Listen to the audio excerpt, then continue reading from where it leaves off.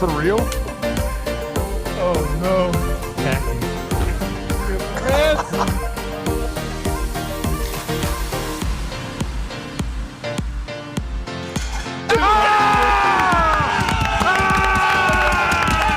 Let's go!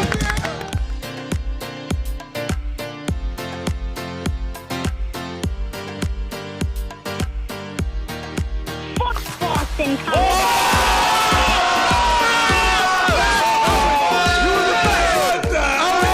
State of OH! Today.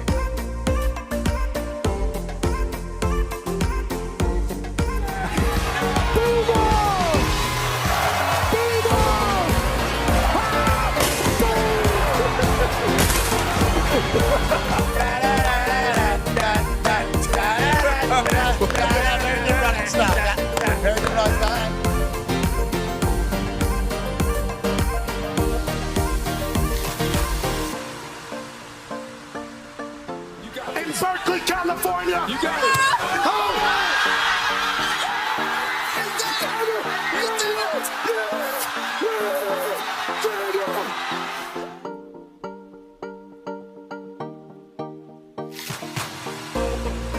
This one's for three. AJ Hawk, $5,000.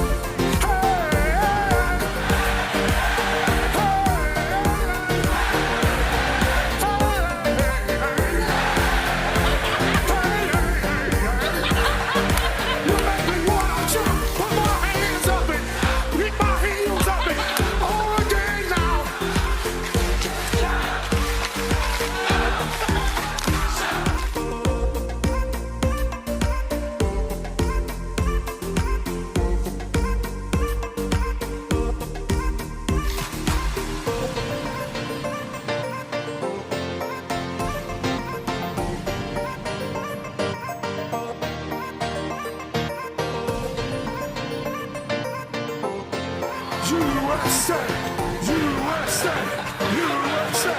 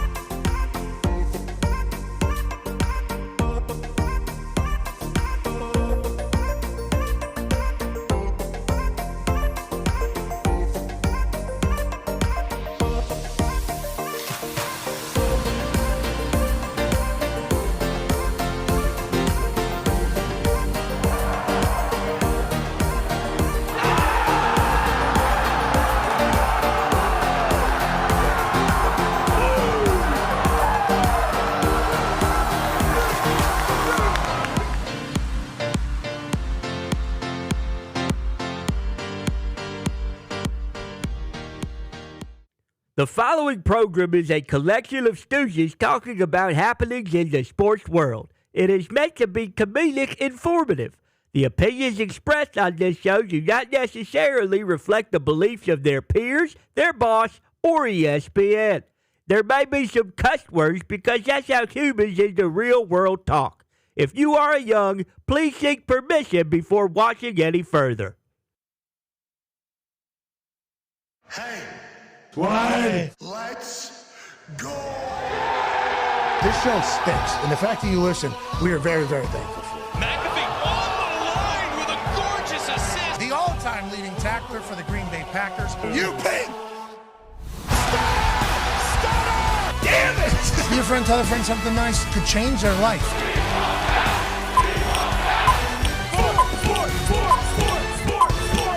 Hello, beautiful people, and welcome to our humble abode, the Thunderdome. On this, the Indiana Hoosiers are national champs Tuesday, January 20th, 2026. This program begins now. Football Is the greatest, and last night down in Miami, we crowned a new national champion, and the winner of the big college game for football was the Indiana Hoosiers. Wow. My God. What a night as Coach Signetti, Fernando Mendoza, and the Hoosier faithful find, success in the most hopeless place. The losingest program in the history of ball in just a 2-year stint has now become the best team in the world. And that man, Yinzer, Mountaineer, Kurt Cignetti, after giving a thanks to his dad, Frank, I hope you're up there watching, Paisan. We fucking did it. Gets the Gatorade bath from Charlie Becker and the boys and celebrates a national championship where this might not be the last. Signetti felt ready for the moment. A couple massive timeouts he made last night. They were going to send a field goal unit out. Instead, they send Fernando back out on fourth down. What's Fernando do? And then the dive that is going to be immortalized forever down there in Indiana. Full extension, full bruise. I believe he was bleeding and potentially even got concussed in this entire thing. Now, there is no unaffiliated neurological consultant that would certainly call that in. But a man was willing to risk his life, and he actually said that. He said, I believe in myself. I have full faith. Half the coverage was man, half was zone. I'm supposed to run it if it's zone. I'm supposed to throw it if it's man. It was half and half. I decided to bet on myself, and I decided I could die on that field, is what Fernando Mendoza said afterwards about that particular play. And Kurt Cignetti obviously is the greatest talent evaluator in college ball. All the NIL transfers that he has brought in, he has hit upon. Him and Fernando Mendoza felt like a perfect match, both just because of how they act, their personalities, how they view ball, their work ethics, you name it. What a masterful chemistry build that they had immediately. And then Cooper Jr. was a monster for Indiana all night last night. Becker rolls his ankle covering a punt. Then he gets a fourth down catch, a third down catch, 2 back shoulders. Nowakowski was in that thing. It was really a who's who from the Indiana Hoosiers side of things. And this Miami Hurricanes team did not relent. The Miami Hurricanes defense was all over the place. Late hits, sure. Tough tackles, definitely. That's been Miami Hurricanes football throughout this entire playoff. We knew with the Big 12 officials they weren't going to call anything. That was kind of like the storyline is they're not going to call anything until Landino gets a little bit of a late hit on a quarterback in the fourth quarter on a third down, and they called that against him, which was certainly an interesting call. But I thought last night was a physical football game. I thought it was a great football game. I thought it was an instant classic. I think Miami covers. Congratulations to them. And South Florida native Sharp puts that thing away. Takes his helmet off, obviously. They have to have the ball at the 3 for a couple of kneel downs. And the Indiana Hoosiers are national champions in football. Wow. It was a fantastic night, I would say, down there in Miami for the Hoosiers faithful. I think they're about 60%, 65% maybe down there. They took over every stadium that they were in. Their fan base is obviously pumped about what's about to happen. And now Coach Cignetti, we got a chance to catch up with him this morning. Now we're working for next year all of a sudden. That's right. I said, you got to at least take 24 hours. We got young guys who commit NFL draft. We got I'll take it in someday, he said. I'll take it. I got to travel down here to go do this. We got junior days coming up. We got to do a celebration at some point. Yep. He says, I'll think about it because we wouldn't give him like, hey, take this in, bro. People are going to write a movie about this. Actually, you said it'd be a good movie. They're going to do like case studies on what you're able to do here in leadership. They're going to do sociology studies about how you got a group to buy in and to believe. Not only the team, not only the boosters, but an entire community bought in on something that had been non-existent for like 100 years or so. It's a special story coming out of Bloomington, and that guy is unbelievable. He's a movie character in real life who loves ball, loves his players, loves his team. And he was asked last night, what's next? And he goes, well, maybe I retire. Maybe I retire. Not a bad idea. And then he thought about the family. He's like, well, we need money. We sign one of those big. And then he looked directly at the reporter and goes, what would I do? Like that is an actual question for him. If he did not coach football, what would he do? Obviously gets a later start at his head coaching D1 career. But boy, he's come in there ready for the moment. And it was an honor to be on the sideline. Shout out to college football. Been a hell of a run, college football. Unreal. Talks tables here at Boston Connor, at Ty Schmidt. Con man, you became a Hoosier fan. Didn't really have a college team whenever you cut. Shout out to the Stags. Shout out. You didn't really have a college football team. I think you were hunting a little bit. And then as soon as we meet Cignetti and see what type of football he likes to play, hey, we like to play fundamentally sound football. We like guys that are dogs everywhere. And we're going to spin it. No risk it, no biscuit. Couple times last night, Cignetti said you got to go for it or you're going to lose. And if you go for it and you don't get it, you're an idiot. But you go for it and you get it, obviously they write movies about you. That is kind of the story of this Indiana Hoosiers team. They've gone for it. Last year they were good. Obviously they lose to Notre Dame. Everybody calls them a joke. They reload, come back even better this year. 16-0, first time that's been done in football since Yale and whatever. And then obviously the Indiana Hoosier basketball team goes undefeated for their last national championship, or for a national championship. And now the IU football team goes undefeated for a national championship. Crazy time in Indiana. Great time to be an Indianapolis resident. Yeah. And you becoming an IU fan here over the last couple of years and getting into college football, perfect for you, New England Patriots fan. Yeah, no doubt about it. It was fantastic. You mentioned it, just the story of the Misfits. Coogan, their center, who I believe was out all last night based on the press conference and his face at the press conference. The boys were having a good time at 11, but just his demeanor. Like, it is very cool for a coach to go in and talk all that shit and then for him to follow up on it and actually win a natty is so cool. This morning, waking up and seeing the scene, or last night getting in, whenever, either way, seeing the scene, in Bloomington last night was something very special. Like the drone footage, right here, boom. Like all these kids on this, one street celebrating a victory, just the passion. So cold out, God. 0 degrees, possibly 10 under with the wind chill. It was freezing, but you can't tell. I mean, they are having the time of their lives. Fireworks, like that is another scene out of the movie, or a movie about this entire team. And a lot of the times we talk about like the cult fan bases in college football, like we're witnessing the birth of one, which I think is sweet. Like we are witnessing IU, who's always been a great, athletic school as far as, fans in Indiana just in general. Hoops, they got that, what's that, the basketball, Assembly Hall. Assembly they Hall. got like the largest student section, I believe is what it's called. And it goes straight up. And they take a lot of pride in like how much they've loved basketball. Hoops. Because that's really the only thing they've ever had a chance in. Since the Bob Knight days, it's like basketball is what we do here. Indiana is a basketball state. Pacers were always like the thing, It was Pacers and Racers. It was the Indy 500 and it was basketball. And that all goes back to Bob Knight at IU. All of this goes back to Bob Knight basically birthing a basketball community out here. And that's what they felt they only had the opportunity in. So Cignetti coming out, eerily similar to Bob. Mm-hmm. Accountability driven, never happy. Not throwing a chair, not outrageous. He's a Yinzer. He has his own, but he's older. He's a disciplinarian type guy. Perfect match. Dr. Pam Whitten said, we laid the foundation for this in 2021. We built up some infrastructure. And then whenever we needed a coach, we knew he was the guy. We knew he was the right guy for the fit. I'm not 100% sure she knew how perfect of a fit was for the fan base, with them all being Bob Knight type people. But this fan base obviously loves him. And if you win, it's only going to continue to roll. They had that picture of Sig's first game down there in Indiana with, 6,000, 5,000 people in the stands, maybe. Maybe 4,000 people in the stands or whatever it is. Obviously it's so big, so it's tough to count. Maybe 1,000 people in the stands his first game there. That's August 31st. That's not that long ago. Nope.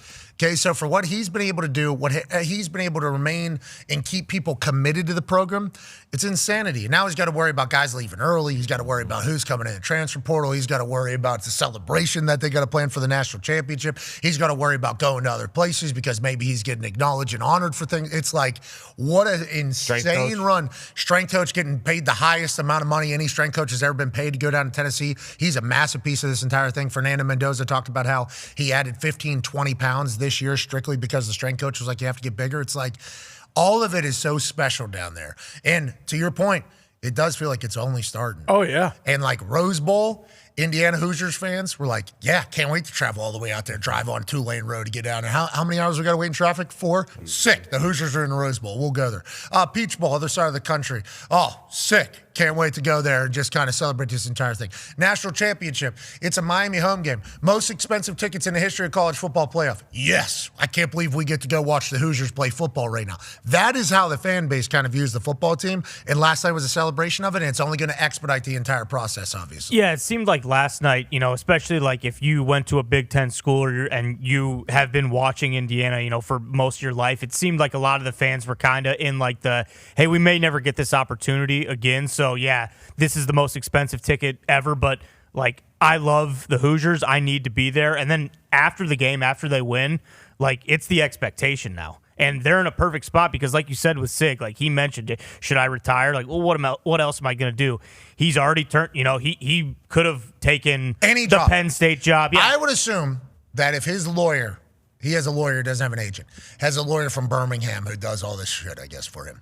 I assume if his lawyer were to reach out to any of these NFL teams, especially at this moment, reach out to any of these NFL teams or any of these college teams and goes, hey, Sig's kind of interested in the situation. At this exact moment, they'd all go, blank check. What are you looking for, buddy? Because you got business leaders, like profound business leaders that are watching these videos coming out of Signetti's leadership and how he views things. And they're like, is this the greatest coach that we've ever seen? Now, obviously, Coach Saban, GOAT. Bill Belichick, GOAT for the NFL.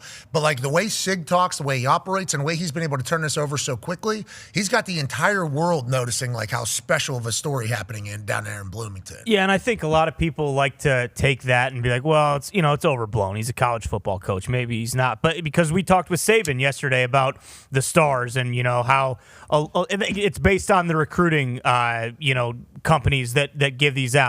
And yes, money and all that kind of stuff. But like you look at a guy like D'Angelo Pons, and I said this before the show and was like kind of joking, but also not joking at all. Like if Curt Cignetti had the talent, and the measurables of like an Ohio State team, or like where all these guys when they come in to campus, it's like this guy he's going to play in the NFL. Like Indiana doesn't have a bunch of those guys. So if he did have a bunch of those guys, he might over the next 10 years go 160-0. Like I really think there is a legitimate chance because he's a fucking unbelievable coach. And the attention to detail, all that kind of stuff, like that's part of who he is. He's a little quirky, he's different, but like he knows who he is and he knows how to get the most out of his teams. And like you said, like last night was the example, but like if you think Indiana's going anywhere, you're out of your mind. Like they are the new kings of the Big Ten. It's only going up. Yeah. Yorkman, who runs Cook Medical Group down there in Bloomington, who is the head of the NIL. Obviously, Mark Cuban, very successful, accomplished, very wealthy Indiana Hoosier grad and alumni. Yinzer as well, just like Signetti, who comes out here to Indiana and has a professional career. Shout out to that pipeline. Feels like Pittsburgh, Yinzer's coming to Indiana having success is certainly something that's only going to continue. Like-minded people, a lot flatter here, than Pittsburgh, massive hills everywhere. But like-minded folks, I think that is why I've loved living out here so much, is because it does feel like home at this stage for me. But whenever you think about, like, Cuban is not the biggest donor to their sports. Okay, Cuban's certainly a part of the donations to their sports, has certainly helped basketball over the years, has certainly helped football over the last couple of years. But it's like he's not the only one. And there's people, I don't know if they have as much money as Mark Cuban, but they're spending a lot of their money on the Indiana Hoosiers. And that goes to Dr. Pam Whitten, who's rallied and said, hey, this is what we're focusing on. We're going to do this. And then obviously it goes to Curt Cignetti getting results this quickly. Because we talk about, in the NIL era, the people with the money. I remember there was a whole time where James Franklin gets fired week 5 or whatever. Loses to Oregon, loses to UCLA, loses to Northwestern at home. They're supposed to be national champions. That's a tough run. His record against top schools, abysmal, is what they would say.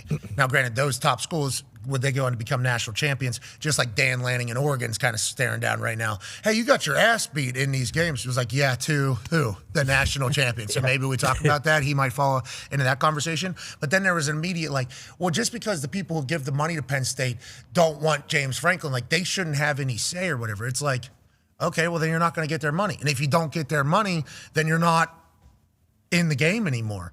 So it's like Signetti winning with these people's money. Like Cuban said, he's like, hey, the decisions they're making with the money is very good. It's like, as long as you do good with it, I think these alumni get like excited that they're a part of it. Like last night, all the people that donated from Indiana Hoosier alumni into the program and they feel like they won the national championship. Yeah, it was worth it. Like, Great ROI. They were the owner. Like they think they were the owners of the team. They're telling their group, their friends, that they flew down to Miami. A lot of planes. I mean, everybody thinks like Texas has a lot of private planes. They certainly do. Everybody thinks like Miami has a lot of people with private planes. They certainly do. Indiana's got a lot of Cessnas that were flying down there because there's a lot of professional degrees coming out of IU. So it's not like hundreds of millions, but you got a lot of millionaires coming out of Indiana University, med school, law school, dentist school, business school. You're talking about, those are all high-paying jobs. So if you're able to give $100,000, $150,000, $2 million, $10 million, whatever it is, it's like, especially if you win and that money goes to a good player, like, hey, you helped bring in Landino. We appreciate you doing that. Then Landino's all over the place. The person that's giving that money's like, yep, that's because of me. Yeah, that's my guy. So that money only goes up because it's like, that was fun. Yeah, I'll double it this year. Let's do that again. And it's like, that's a 2-year period he was able to convince people that was the case. The big issue is, can you get the financial supporting from the booster? Now, can you evaluate talent? That goes to, can you get the financial boosting? Because if you're good at evaluating talent, guess what's going to come? That money. If you're bad at evaluating talent, guess what's going to shut off? That money right there. So he just set himself up for the next 10 years if he wanted to, because all these boosters just had the night of their lives, the run of their lives, and they're only going to continue to give in because they know that it pays off. It's like, what a perfect run here over 2 years for Signetti. And I think even losing to Notre Dame was a good part of the story. Because the Indiana fans who have to live with Notre Dame people here in Indiana, shouts Coach Freeman, by the way, absolute dog. Very thankful he was on game day last night representing Notre Dame out there. But it was like, lose to Notre Dame. That only made like the boosters even more like, okay, we gotta turn this up a little bit. We think we have it. Then they win a Natty. It's like, man, all signs are up and to the right for this Indiana Hoosier sports squad. Yeah, not just evaluating talent, but developing talent, like him and his OC and DC that have been there forever, Haynes and Shanahan. Like, so look at the guys that came over from JMU. Aiden Fisher, the linebacker, he was 2-time All Big Ten after coming with him. He had a huge sack last night. Elijah Surratt didn't have his best game last night, but he's been All Big Ten twice. D'Angelo Pons, just an absolute stud. He'll be going to the NFL. Kamara with the blocked punt last night, a JMU guy. Caitlin Black, the running back, was awesome. Tyreek Tucker was first team All Big Ten. So, like, yeah, he can evaluate talent, but then they develop talent and make them better than what they were supposed to be by whatever. And then you talk about, like, is this team going to go anywhere? No. They have a top 5 transfer portal class right now. I believe Sig, I rumored he's about to get his first 5-star. He has 4 stars already committed. But, like, Charlie Becker's going to be back. Cooper could be back. Who knows if he's going to go to the NFL or not. They just got Nick Marsh from Michigan State. Wide receiver's going to be good. They brought in running backs.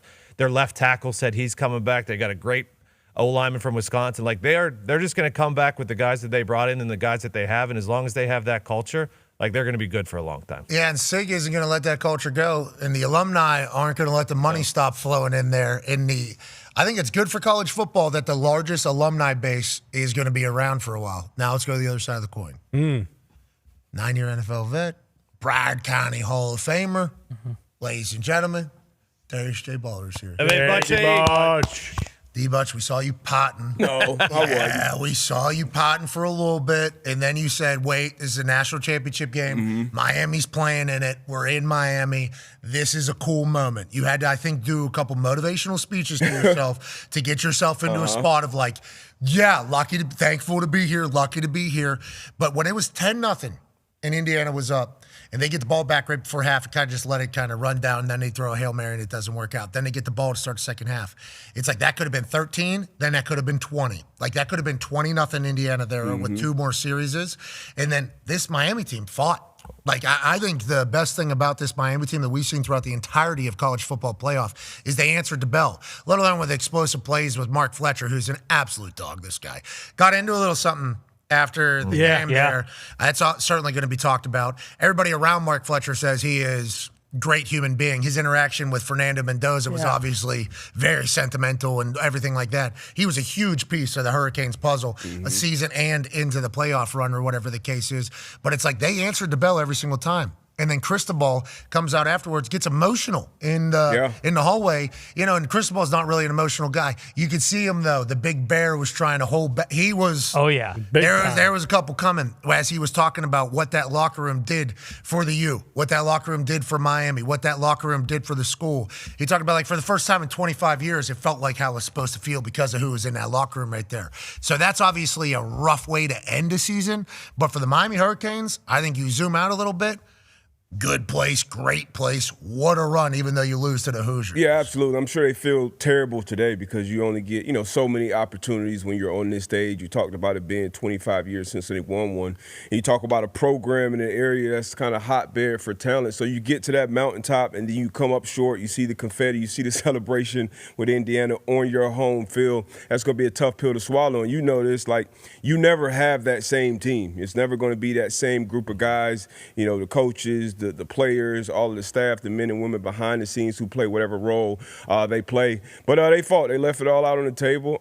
Even getting into the playoffs, it was questioned going into the playoffs. They had to battle the conditions and everything at Texas A&M on the road out there. Then you go to Ohio State. That was kind of a back and forth dogfight. Then the Fiesta Bowl, same thing with Ole Miss, came down to the end. They just answered the bell. Last night, you mentioned Indiana had went up, and based on what we saw with Indiana leading up to that game, it could have gotten a situation where they just blow the doors off them. But they competed. They continued to fight. It just came up short. Indiana was the better team. They found a way to win it down the stretch, and usually big games come down to just big moments. That, not going for it in the end of the first half, missing that field goal, I feel like that was a huge moment. And then Indiana obviously going for it, making that decision that, hey, you know what?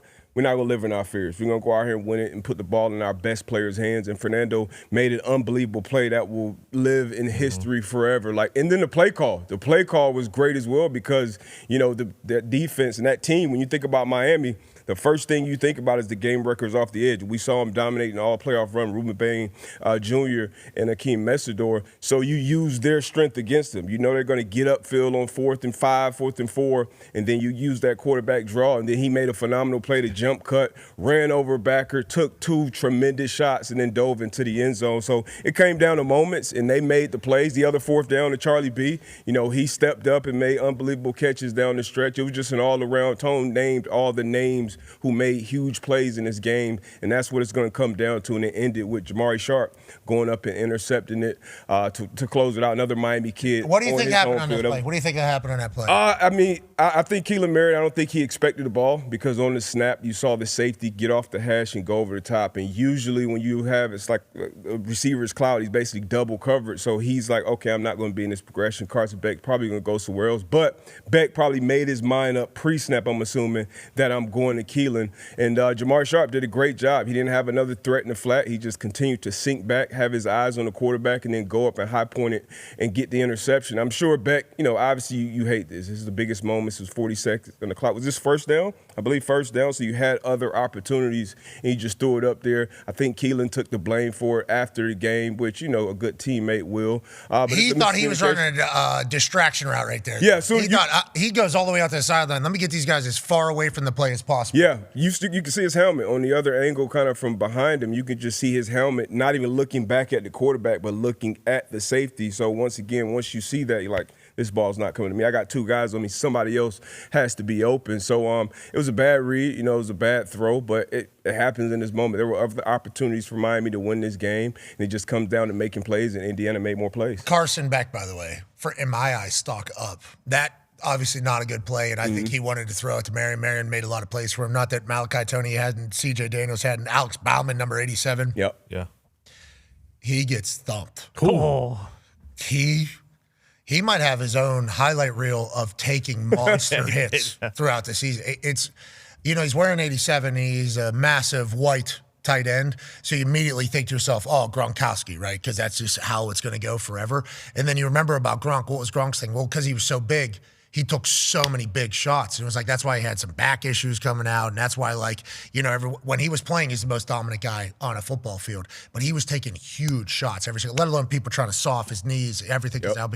It's like that Bauman guy, every time we saw him around the ball, he was getting thumped. Yeah. And that hit from Pons on him, 170-pounder to dislodge the ball. What a shot by him. But on that note, I think Carson made up his mind. I'm going to Marion here, deep shot on this particular play. Because if it's incomplete, cool, we still got a couple more shots at this thing. Let's go ahead and try to steal it.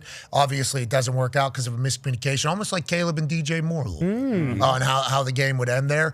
But on that note, it's like, I like what Carson Beck showed. I think Carson Beck showed a lot of fight. I think Carson Beck was a good teammate. I think Carson Beck, in the big moments throughout the entirety of the college football playoff, rose to the occasion. Yeah. It's like, I was very impressed with that Miami team. I thought Indiana was going to cover, for sure. The fact that everybody else on game day thought it was Miami was crazy to me. Like, Weird. I was very I'm like, you guys doing this for a bit? I didn't know if there was a bit that Sure. I figured Dez because he lives there, right? Yeah, Dez definitely going to pick fine. Miami. He lives in Coral Gables. Yeah, he's been on them heavy. And Coach Saban, he's been on Miami too. He kind of said, hey, if they got into the dance, they got into the playoffs, this would probably be the most dangerous team. Their Miami being on the run that they had. The physicality too. We watched Miami the whole run. Like them in the trenches, their size and how physical they were. I thought that could have definitely been the difference in the game. But like the job that Sig has done, Coach Signetti, like this isn't, I don't think, a crazy statement. This is the best coaching job I've ever seen in college football, probably in sports. Not only the turnaround, you talk about the talent evaluation part of it, which is huge, but then the game management part of it. And you can see it. We always are on the field so we can see what's going on kind of in between the TV timeouts and stuff. Like he lets his guys coach. Like he sets the tone, and obviously he runs the show. And I don't know what's going on in practices, but he lets his guys coach. He lets his guys step up in those situations. So just everything that he's been able to do, like it's going to be unbelievable. And you got to take advantage of the opportunity that you get when you reach this stage, because we all assume we see great teams, great coaches, great quarterbacks. They'll be back. They'll have another opportunity. They'll win 2. They'll win 3. A lot of people say Ohio State was just going to run it back this year because of the talent they had all up and down that roster. So you got to take advantage. You can't live in your fears in these moments, and he is the best leader of men that I've seen this year throughout the season. They deserved, the 16-0. Just an unbelievable job from top to bottom with this program. He's supposed to be a football coach. That is what he's supposed to. In this era, he's supposed to be a football coach. Go ahead, Tom. We talk about how much of a movie this is and the ties between Miami and this IU team with Mendoza. Jamari Sharp, who got the last interception, his uncle, Glenn Sharp, was the one who got called for the PI in the Ohio State game. Ohio State, Miami Natty. So, like, just the ties and the everything that goes into this was just insane all around. Storybook. Storybook, yes, very much so. Yeah, and Sharp thought about not taking his helmet off. Thought about it like 2 days, because that was right in front of us. So I literally saw the contemplation in his eyes. Not supposed to take this off. Just won the national championship in Miami. Let me go ahead and pop that thing off. It's me. This is what this was. Immediate, obviously, flag flies, half the distance through it all. Sig on the sideline, I think, is like, we won a national. You can't do that, but also it's awesome. And, it was a special night. Joining us now, ladies and gentlemen, is a man who had a special day on the internet yesterday. Ladies and gentlemen, he is the ball knower for ESPN, former NFL quarterback, friend of the program. Ladies and gentlemen, Dahn Orlovsky. Dano, family forever. Obviously, love what you're repping up there. Also, good to see you whole. You know what I mean? Good to see you whole, because yesterday I saw you put out a tweet, and it was pretty depressing, I'm going to be honest. This app will break you, man. And I'm in the middle of, I don't know what time you put that out. It could have been any time of the day. Yesterday was all one big blur. But I remember I was scrolling my phone looking for things, what's going on in Bloomington, what's watch parties just for me to use maybe in game day. And I see this tweet, and I go, come on, Dan. I don't need this dramatic bullshit. So then I searched Dahn Orlovsky on X. I can see how it could potentially break you. You were really getting it on the shins, brother. Is everything all right? Are we okay? How do we feel?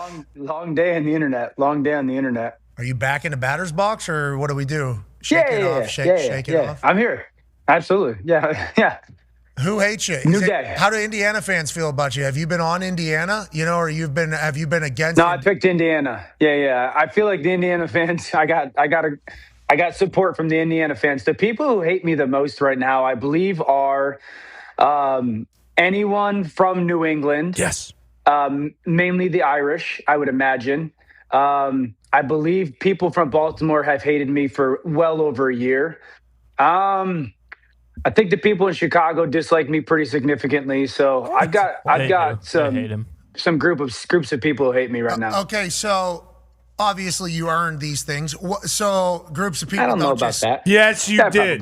Probably. Shut up. You did from New England. Yep, there you go. That's an Irish from the New England. And it's not just Irish, by the way. Okay, the Italians I know don't like him. Basically, everybody in New England doesn't like him. It's not just Irish. I think Irish that's guys. Probably fair. What did you do? What did you do to New England? What did you do up there? Well, what happened? This is the chain of events.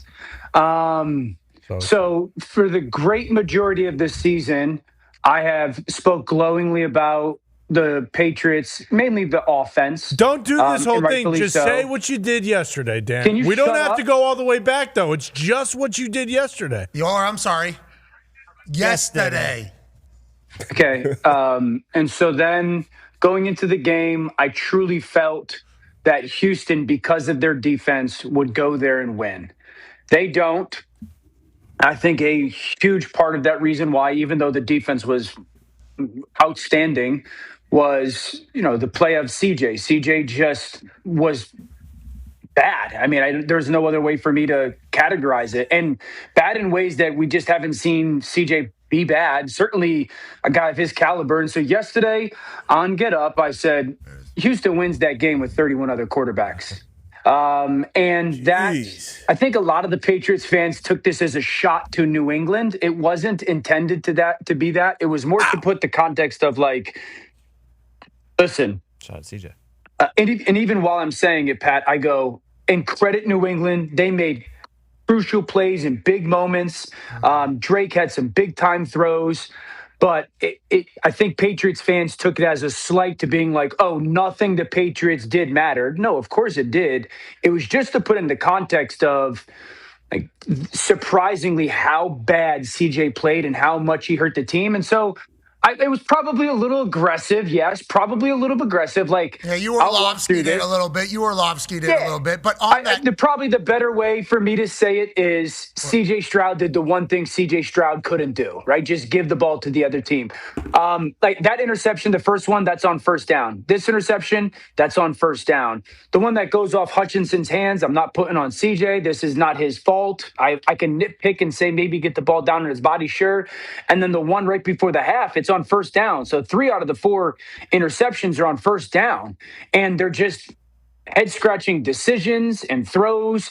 Take away also the fact that they score a touchdown on 3rd and goal, but they don't get it because of a illegal procedure, because he sends the tight end in motion before the fullback is set. They don't get it, and it ends up to field goal. So you sit there and I go, got it, yeah. Well, that's a touchdown taken away. Pick 6, 3 points because of a field position. So, yeah, probably aggressive, but there was no intended slight to the Patriots. Obviously, the defense was very good, and the offense was – I thought Drake played good. Okay, so then the immediate follow-up is that wasn't a slight. I'm just saying if he didn't do this on first down and all this other stuff, and then the Patriots fans are saying what? You don't think Vrabel would have figured out the other quarterback if they were going into the playoff? You don't think that they would then everyone's like, well, we just beat Justin Herbert. And it's like, well, Herbert's defense didn't cause, I don't know how many this would be the mind of a hater here. Now you're trying to find reasons on why they're not good, which is what they probably sensed all season. Yeah, no. Let's go to Baltimore now. What did you do to Baltimore? So you pissed off all of New England because you've been a hater and you didn't think they were going to be as good as they are. Yes. Quick turnaround. Obviously, it surprised us all what Vrabel's been able to do. Drake May's a real guy. You can admit that. You're allowed to change that going forward. Excited to watch you. Now let's talk about Baltimore. Why do they hate you? Hate me. That's not a good city to be hated in. I don't think Baltimore's a good city to be hated in. Just because they're very passionate, great shit talkers. And I watched The Wire. Yeah, bingo. And I just don't know. Have not. Shit. Smart. Have not seen The Wire. Watch that later if you make up with them. Amen. What did you do? Actually, I've pondered going to the Morgan Wallen show in Baltimore this summer because it's not in New England. I don't. That's interesting. Well, that's an interesting I don't dynamic know there. I don't know how to feel. That's the right. Here's how Baltimore, Texas. I genuinely don't know what the right answer is here. Okay, on that note, why do they hate you down in Baltimore? I believe they hate me because I voted for Josh to win the MVP last year, and everyone thinks that when Lamar loses, I say Lamar stinks, and when Josh loses, I make excuses for Josh, which is not factually accurate. Yes, it is. That's kind of your guys' thing on ESPN. You know, we're currently on ESPN. 1,000% true. I said that. It's literally not true. It's just made up. It's 100% made up. Interesting. Okay, 100% seems like a pretty high number, like you just Orlovsky did. No, it's 100% made up that I'm like hypercritical of Lamar. I'm not.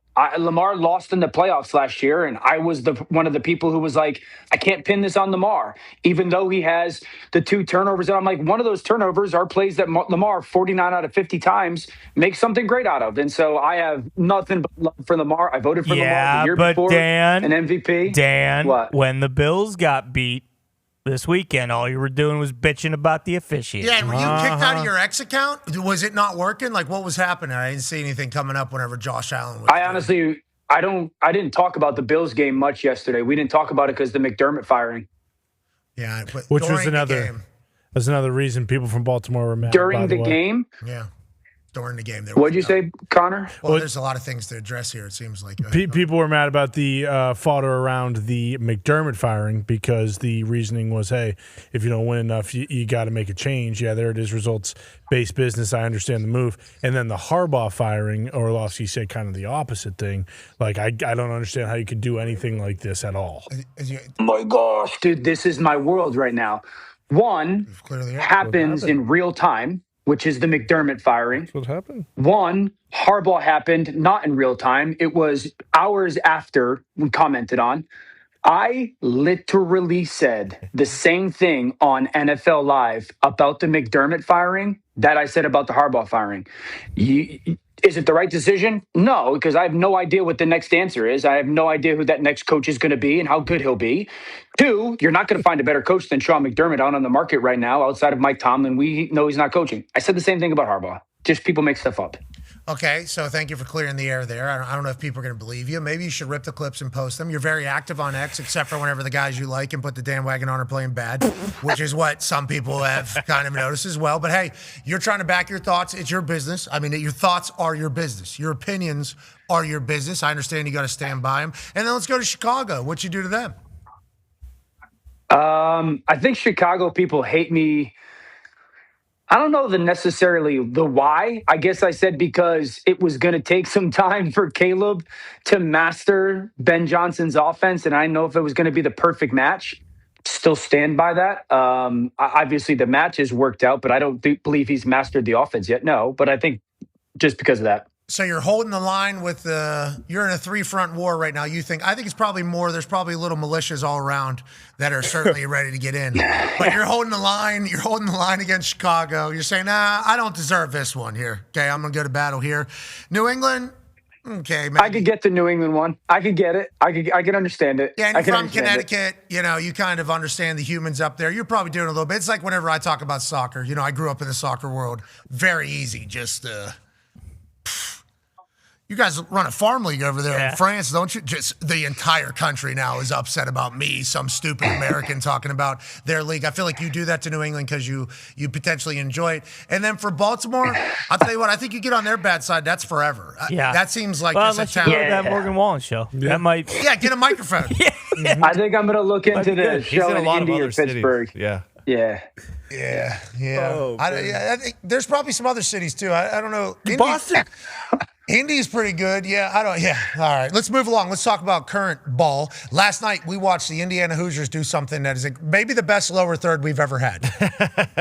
This is on in airports everywhere. People are traveling back from the game. People are doing everything. It's on cafes. This thing popped up while you were explaining your first war, and it was a big Who controls that? Who controls that? Is that Nick. Foxy? No, that's Nick in the back. Yeah, it's Nick in the back. Nick, Hi, Dan. Good to see you. Yeah, he does. Great to see you, man. He does the audio in the lower thirds, so if he wants to mute you, he can certainly do that. And then what pops up on the lower thirds is out of his brain. And I appreciate the creative liberty he took on this particular one. He got a big pop out of me for sure. That's just supposed to keep people informed on what the subject is. So if they were to pop in a little bit late, what we're talking about here, or if you're walking through an airport or a cafe and you see the screen, the lower third and the graphics are the only thing that these people know from this show. Yeah, there's probably a couple of people stopping, being like, "Yep, me too." Piss everyone off.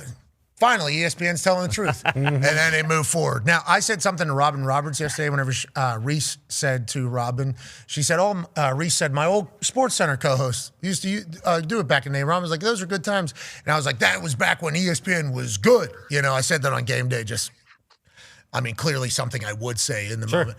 And everybody's like, Pat's just taking shots at ESPN. It's like, I think I'm on ESPN more than any human.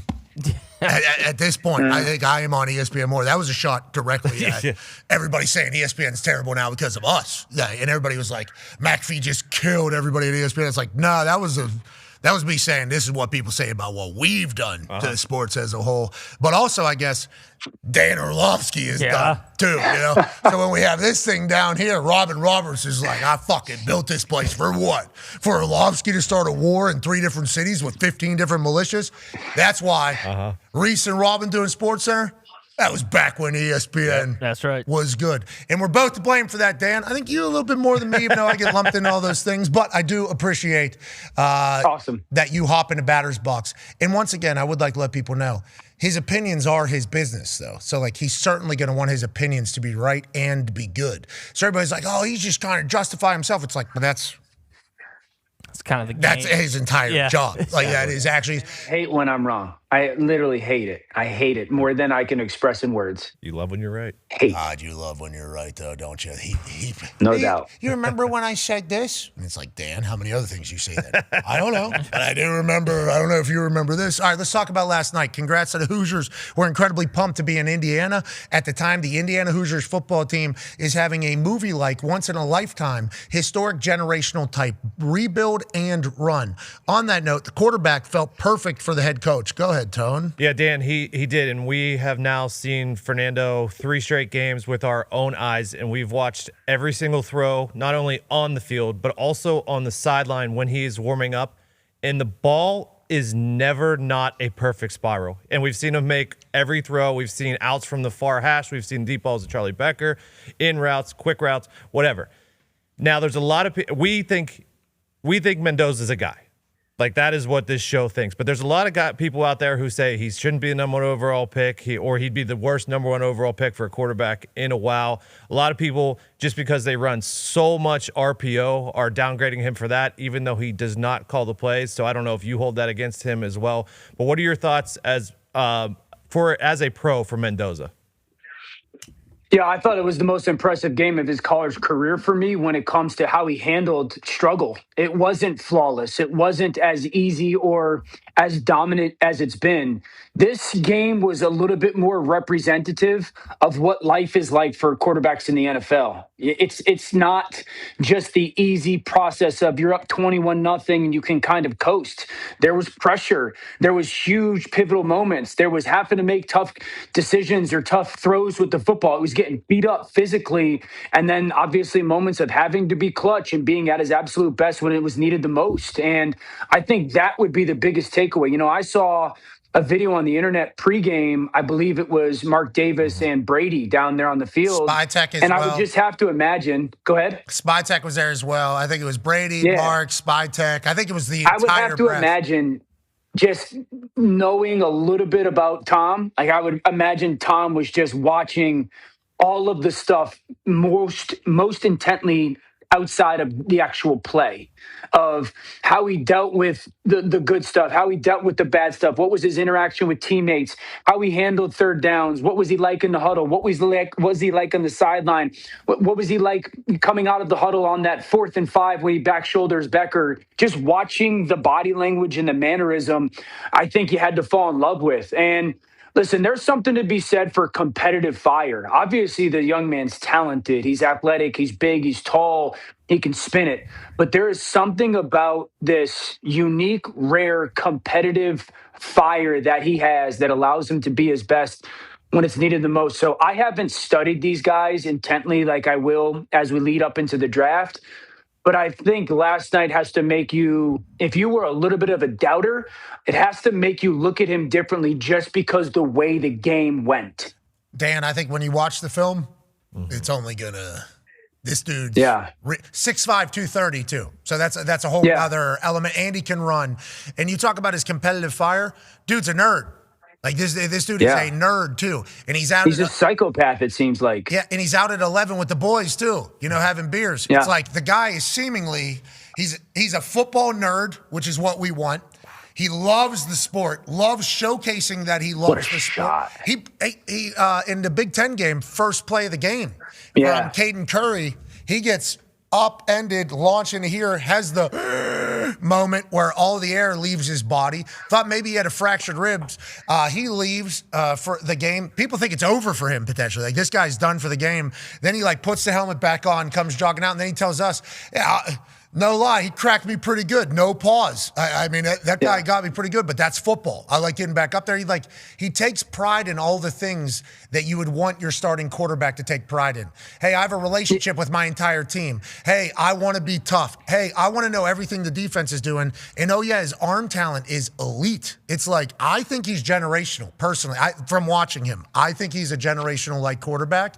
And Tom Brady, what did Tom Brady say whenever he sprinted down to the end zone before the games? What did he scream? He said, "Let's fudging go." Okay, what did old buddy say last night on the microphone, Fernando? He actually did drop a hard "Let's fucking go, boys." Yeah, and who was that? LFG is what? Tom's thing, right? Yeah, it's like his. So, I mean, you're talking about Tom probably sees a lot of himself, I assume, in Mendoza whenever he watches him. Guy committed to ball, addicted to ball. Yeah. But then also the other qualities that Tom doesn't have. It's like this guy's a super nerd. He is that is who he is as a person. It's like he's a weapon. I'm very, very, and obviously the toughness is always on display. It's like I think he's generational, Dan. I legitimately do. Yeah, I don't disagree. And I think when you watch, the more you study the tape, but the thing that really stood out in the playoff run, it's kind of my favorite quality that a quarterback can have, or one of them, is how fast their eyes are. I thought his eyes were just crazy fast last night without, getting out of control. We have some quarterbacks that, they kind of see so many different things. They're all over the place, but his eyes are quick, repetition, understanding, processing. So that's going to be a huge thing. I'll touch on Tone's question about the RPOs. Quarterbacks just run RPOs nowadays. I mean, Cam Ward ran a ton at Miami. He was the number one pick. Jackson Dart ran a ton at Ole Miss. I think it's still, you're still reading defenders. Now, if he didn't have these back shoulder down the field throws that require great timing, great trajectory and type of throw, and then placement, and then obviously just that run is competitiveness. So I'm a fan. I'd also say this: you kind of have to have a couple screws loose to be the number one pick and start to flip a bad franchise. You can't be like everybody else. The guy that was, the closest to doing it in a short period of time is a guy that we just know has a couple screws loose in Baker. I mean, he's wired differently. I think this guy's got relatively unique wiring. And if you're going to go to the Raiders and get the Raiders good in a decent amount of time, you got to have just a couple screws, or you got to be a little bit off, because there's got to be a little bit of psychopath in you. The boys would immediately say Joe Burrow as well would be a great reference point. Totally. Because also personalities. Yes. Yeah. It is like I really like Fernando. I really like, and then his story with his mom with MS, it's like awesome. Everything about him is like, this guy, should he be president too? I don't fully comprehend. Loves ball. Teammates love him, which is sweet. Good luck to all of them. Now, we got a couple new head coaches. Go ahead, D-Bud. Yeah, Dan, we had 10 head coach openings. Now 4 have been filled with Harbaugh, Stefanski, Halfley, and Robert Saleh. Now, what's your favorite hire that has happened, and then what is the next hire that you see or that you will want to see for a team and a head coach? I think my favorite hire is Harbaugh to the Giants, just because it brings them immediate expectations, a different culture overnight. The Giants, before they hire Coach Harbaugh, it was a losing culture. It was a losing organization. The minute they hire Coach Harbaugh, it automatically goes to, well, it's now a winning culture. At least the guy that's running the place now has in his blood winning. And then 2, the expectations are they'll be competitive next year. I don't think that's a far fetch either. And so I love that hire. I love the fact that he's got a young quarterback that, obviously certainly not in the talent level that Lamar Jackson had, but he's got the experience of having a young, dynamic, playmaking quarterback that you can kind of build around and try to win with. I still want to see who the offensive coordinator is, because that's going to be a huge part. Todd Monken's name has been thrown around, but we'll find out. But I love that. I think the second one is Kevin Stefanski. I have said this about Atlanta. I think Kevin Stefanski, if Kirk Cousins is there, they win 11 games next year. It's a very good offensive line. Offensively, they're as talented as, the top 10 teams in the league. They've got a back, Bajan, that is as talented as anyone. Young defensive studs, pass rushers. And so I think Kevin Stefanski going to Atlanta is perfect. There is a question mark at quarterback. Michael Penix, one, because of the lack of really development and then also the injury. You can't go into next year just thinking it's Penix. We'll see how healthy he is to even get into the conversation. I would imagine there'll be a player for Kirk because it sounds like Kirk restructured his contract. They'll cut him, all that stuff. I would tell you that they would be a prime place for me to see if they could trade for Mac Jones out of San Francisco. But we'll kind of see what the move at quarterback is. But I do like Stefanski there. Maybe Mac Jones wins back Atlanta a little bit. That was maybe turned off by the decision to bring Stefanski in there, which leads me to this question. So we just think the Deshaun Watson deal was the reason why Stefanski couldn't win in Cleveland, or like Cleveland notoriously sucks. They get a quarterback that wins them a playoff game. Stefanski was a part of running them out of town, right? Basically didn't get along with them. And then he doesn't win. And then he gets a head coaching gig 2 days after he's fired from being a failed head coach at Cleveland. So everybody just kind of puts it on Andrew Berry, Haslam, and a bad Deshaun Watson deal, because then we see Sean Payton eating $700 million in cap space and going to the AFC and hosting the AFC Championship game. So I think a lot of people are confused on how Stefanski's automatically just given a pass as if he's a good head coach. Like that was kind of the surprise to me. I'm like, Stefanski is all of a sudden a guy we definitely want. Well, there's no other coaches out there. It's like, well, we know what he is. Do we not, or do we not know what he is? So you think people are just blaming Cleveland for that one as a whole? Maybe even the city, the lake, and everything like that? Or why do you think we've been over this. I don't need more enemies. I don't need more cities that hate me. I'll say it stinks. But Cleveland could. Yeah, I think he's a good coach. I think when he's got competent quarterback play, he's won. I think when he had Baker and Joe, I think the record was like 26-16, something like that. And then what? Everyone's like, well, what? He ran Baker out of town, man. Baker had a terrible shoulder, and he had him throw, 75 times or whatever. Kept taking Chubb off the field. Chubb was the best running back in the game. And it's like, then he runs Baker Mayfield out of town. Then they end up in and maybe not just him, maybe it was everybody. We don't know the behind-the-scenes story, but we do know that he threw the ball 60 times with Baker's shoulder publicly and clearly not good against the Pittsburgh Steelers defense. So, I think there was a lot of things like, this doesn't seem like the right move. And Cleveland stinks still. Myles Garrett got a lot of sacks there, so maybe Stefanski's bringing that down there. I don't know how that's immediately just like the right play. And I think a lot of people in Atlanta are questioning the same thing. Stefanski, coach of the year before, so maybe there's a chance he has great success. And I'm not just saying he can't do it, but it's like that guy just gets a head coaching job in the NFL. There's only 32 of these things. And it's just an interesting decision for me. And Saleh going to Tennessee, I like that move, I think. I like that move for Saleh. I do too. Yeah, I think Saleh's a good coach. Who's going to be the offense coordinator?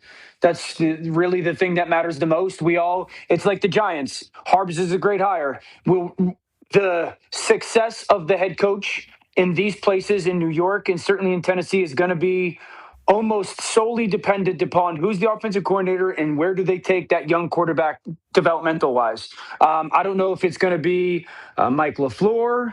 I don't know if it'll be Mike McDaniel. I don't know if it'll be Matt Nagy, but I do know this. Cam Ward is talented, and Cam Ward had as many wow throws as any quarterback in football. You can make the case, certainly the young ones. And I think this is a really interesting hire with Robert Saleh, who I believe is a good coach and, had some stuff stacked against him in New York. Is the offensive coordinator in Tennessee cannot coach the special out of Cam Ward, but has to get the sloppy out of him, because there is some mechanical, like, hey, dude, like we can't always shoot the three-pointer. So there is some mechanical stuff that you want to clean up, but you can't coach the special out of him. And I think that's really important for the hire. I like Saleh a lot. It looked like he found his smile again. Yes. Which was good. And then what happened to the Jets after he left? I mean, they still don't have an interception. Nope. They still don't have an interception. And at least the defense was always good with him there.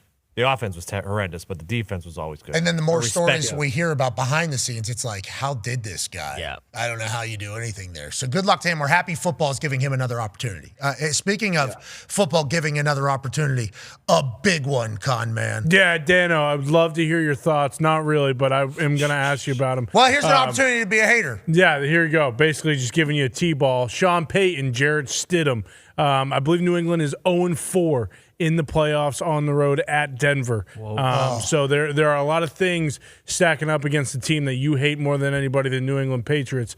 What do you think Stidham and Sean Payton are cooking up right now? And what is kind of your confidence level in them? It feels like Stidham could also, we're talking about Atlanta Falcons needing a quarterback. He's got 2 games to maybe put on a show, perhaps be the quarterback of the future for a team. Yeah, my wife just laughed at something you guys are on to the side while she's folding laundry, so I don't know what she laughed at in regards to what you said. But thank you, Mrs. Orlovsky. Yeah, Boston Connor said he hates you. No, he did not. That is propaganda. You can hear us right now. Yeah. He doesn't think that. He's lying again. Dan Orlovsky lying again. Pinocchio Orlovsky. Oh, it's not fun to twist someone's words, huh? Wow, that's not You just straight up lying, dude. Bad guy. It's a joke. I like that. It's a joke. I was joking, babe. It's downright harmful. Woe is me, Orlovsky. Boo-hoo, Dano. Oh, no. He's down in the dumps, Dano. Good Lord. Oh, dumpy Dano. Okay, sorry. We'll stop. We didn't say that, and Connor didn't say that. Dan O, and the O stands for ouch. Dan O, and the O stands for oh no. Dan O, no. You got some tough times. You guys done? We're running out of time. If you would like to answer the Stidham question, It's a pretty big deal. It's the AFC Championship, and you're distracting and you guys done? Dan O. No, I think Dan. Go fuck yourself. Oh, okay. Okay, that was a good one. Go. Oh. Maybe Dan. No. He's laughing. We don't like it. Boom. Yeah, there's a lot of those. Yeah. Dan Froyo. And stuff. Sure. Sure. Yeah, all right, sorry. All right, we don't have enough time for your answer. Thank you so much. Ladies and gentlemen, that was Dan Orlovsky. Dan. Got to clear the air. That was nice. Dan Dope, maybe. Yeah. There's a lot of opportunity there with that O sound. Mm-hmm. He has a 3-front war he thinks going on. So that's interesting. Definitely more. He left out a bunch of cities. Bills Mafia probably loves him, though. Yeah, I mean. I'd assume. I assume they just don't kind of. That's the issue, though. This is what I've learned. Some of these fan bases, if you support them the whole time, I think they just kind of feel like they don't have to really support you. So that as soon as you go against other people, they're attacking you. But the people that you've supported not really going to the battlefield for you. So it's like, man, I'm not saying Bills Mafia is doing that for Dan. Oh, no, I got no support. Dan, no support. You know, I'm not saying that's not. Dan, do you have any of these fans that you've Dan wagoned over the years going to bat for you? I'm still on. Shut up, dude. So now, what a Dan. Oh, no, you're not. Okay, that's Dan Orlovsky. Thanks, Dan. What are you doesn't hang up Dan. Oh, I'm still on. What was he doing? Watching the show through his phone? We already know his wife's watching to the left. Dan, this is on you. This is your fault. This guy's a jackass. But just know that Dan O, and the O is for oblivious that he's potentially offending. Yeah. You know, he's just kind of, what? I didn't say that. You twisted my words. I didn't mean that, at least in my brain. That's how. And Dan's a sweet boy. But boy, he's in the middle of it. Hour 2 on the other side. Be a friend, tell a friend something nice. It's electrifying here in Happy Valley. We're lucky to be here. And, the way you win this is you have be the first 300 people here and you get a ticket. And then we randomly select a ticket, and that person gets an opportunity to kick a 33-yard field goal for an undetermined amount of money. This week, we had our man, William, right? What's your name? William, yes, sir. You won the raffle, and you said, I don't want to kick because I suck at kicking. Is that accurate? More or less. What is your major here? I'm a finance major. Okay, so money decision was, I suck at this. Let me try to find somebody who's good at this. How did you land on my man here, and what are your hopes in him? Well, I was looking around. I saw my man. He said he plays soccer, and I was like, this is my guy right here, my guy Carson. I have faith in him, so I know he's going to get it done. All right, you're Carson, right? You played high school soccer. Is that accurate? I did play high school soccer. Where are you from? I'm from Hanover, Pennsylvania. Okay, you're a Pennsylvania guy. Have you ever kicked a ball before? Other than not football, soccer. Okay. Well, hopefully you're terrible at this. It's $100,000. Are you guys splitting that 50-50? Yes, sir. Okay. So we'll make it $300,000. $150,000 for both of you. Okay. You only get one kick, though. You've gamed the ticket game, which I appreciate and respect. It's up to $300,000, $150 for both of you. Only one kick, though, Herbie. We're not doing anything. I don't care how many Staters chant for another kick. Only one, Herbie. Played high school soccer. He's a good player. We got a problem here. That's right. It's a whiteout. It could be a special day. You could help out your guy William in winning $150,000. One kick, 300,000, two.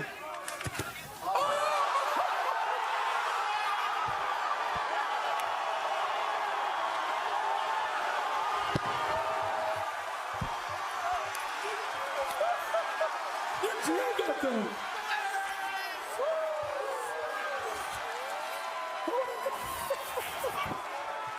You're a good man. This minute. You're a good man. Carson, congratulations.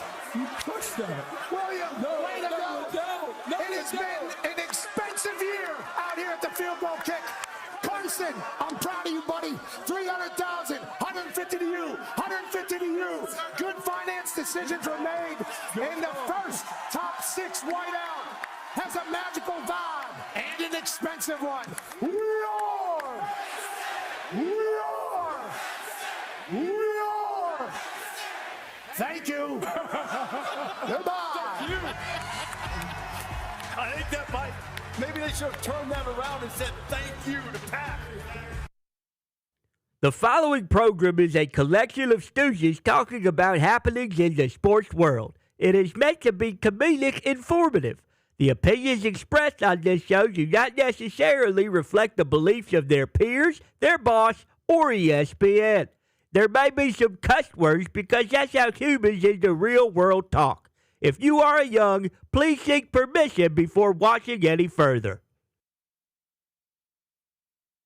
Hey, Why? let's go.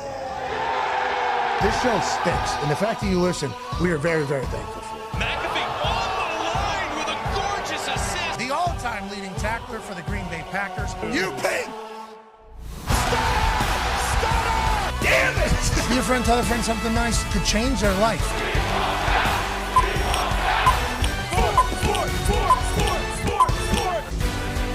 Yeah, but I don't know how we got there. Me neither. Ask Foxy, he knows. It's a great time to be alive. The GOAT. Welcome back to our humble abode, Thunderdome. Hour 2, January 20, 2026 begins now. Football! He's the greatest. And you know who the greatest college football team on earth is? The Indiana Hoosiers. Hell yeah.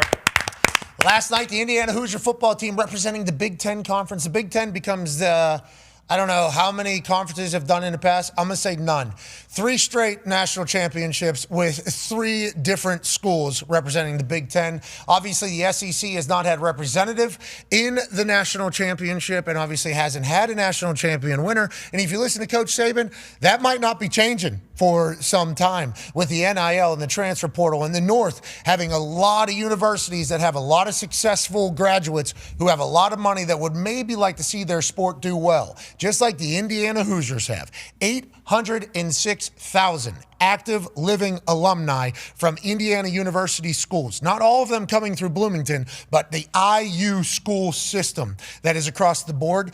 They have a lot of people that are very excited that they can finally say, yeah, we have a football team. Mm-hmm. All they've ever been able to talk about is how cool Bloomington is. Great town, great college town. I mean, it is a phenomenal college town.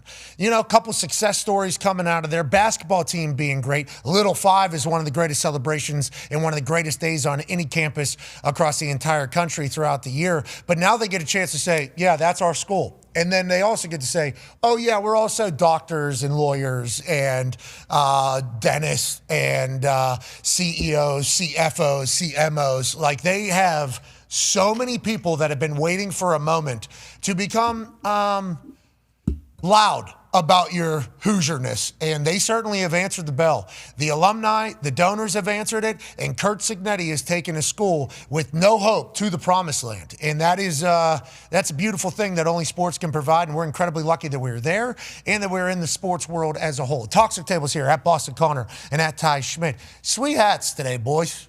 Thanks, man. Yeah, I just figured Rose Bowl is where it all started for Indiana. On that note, Indiana Hoosiers, not just national champions, also Rose Bowl champions and Peach Bowl champions.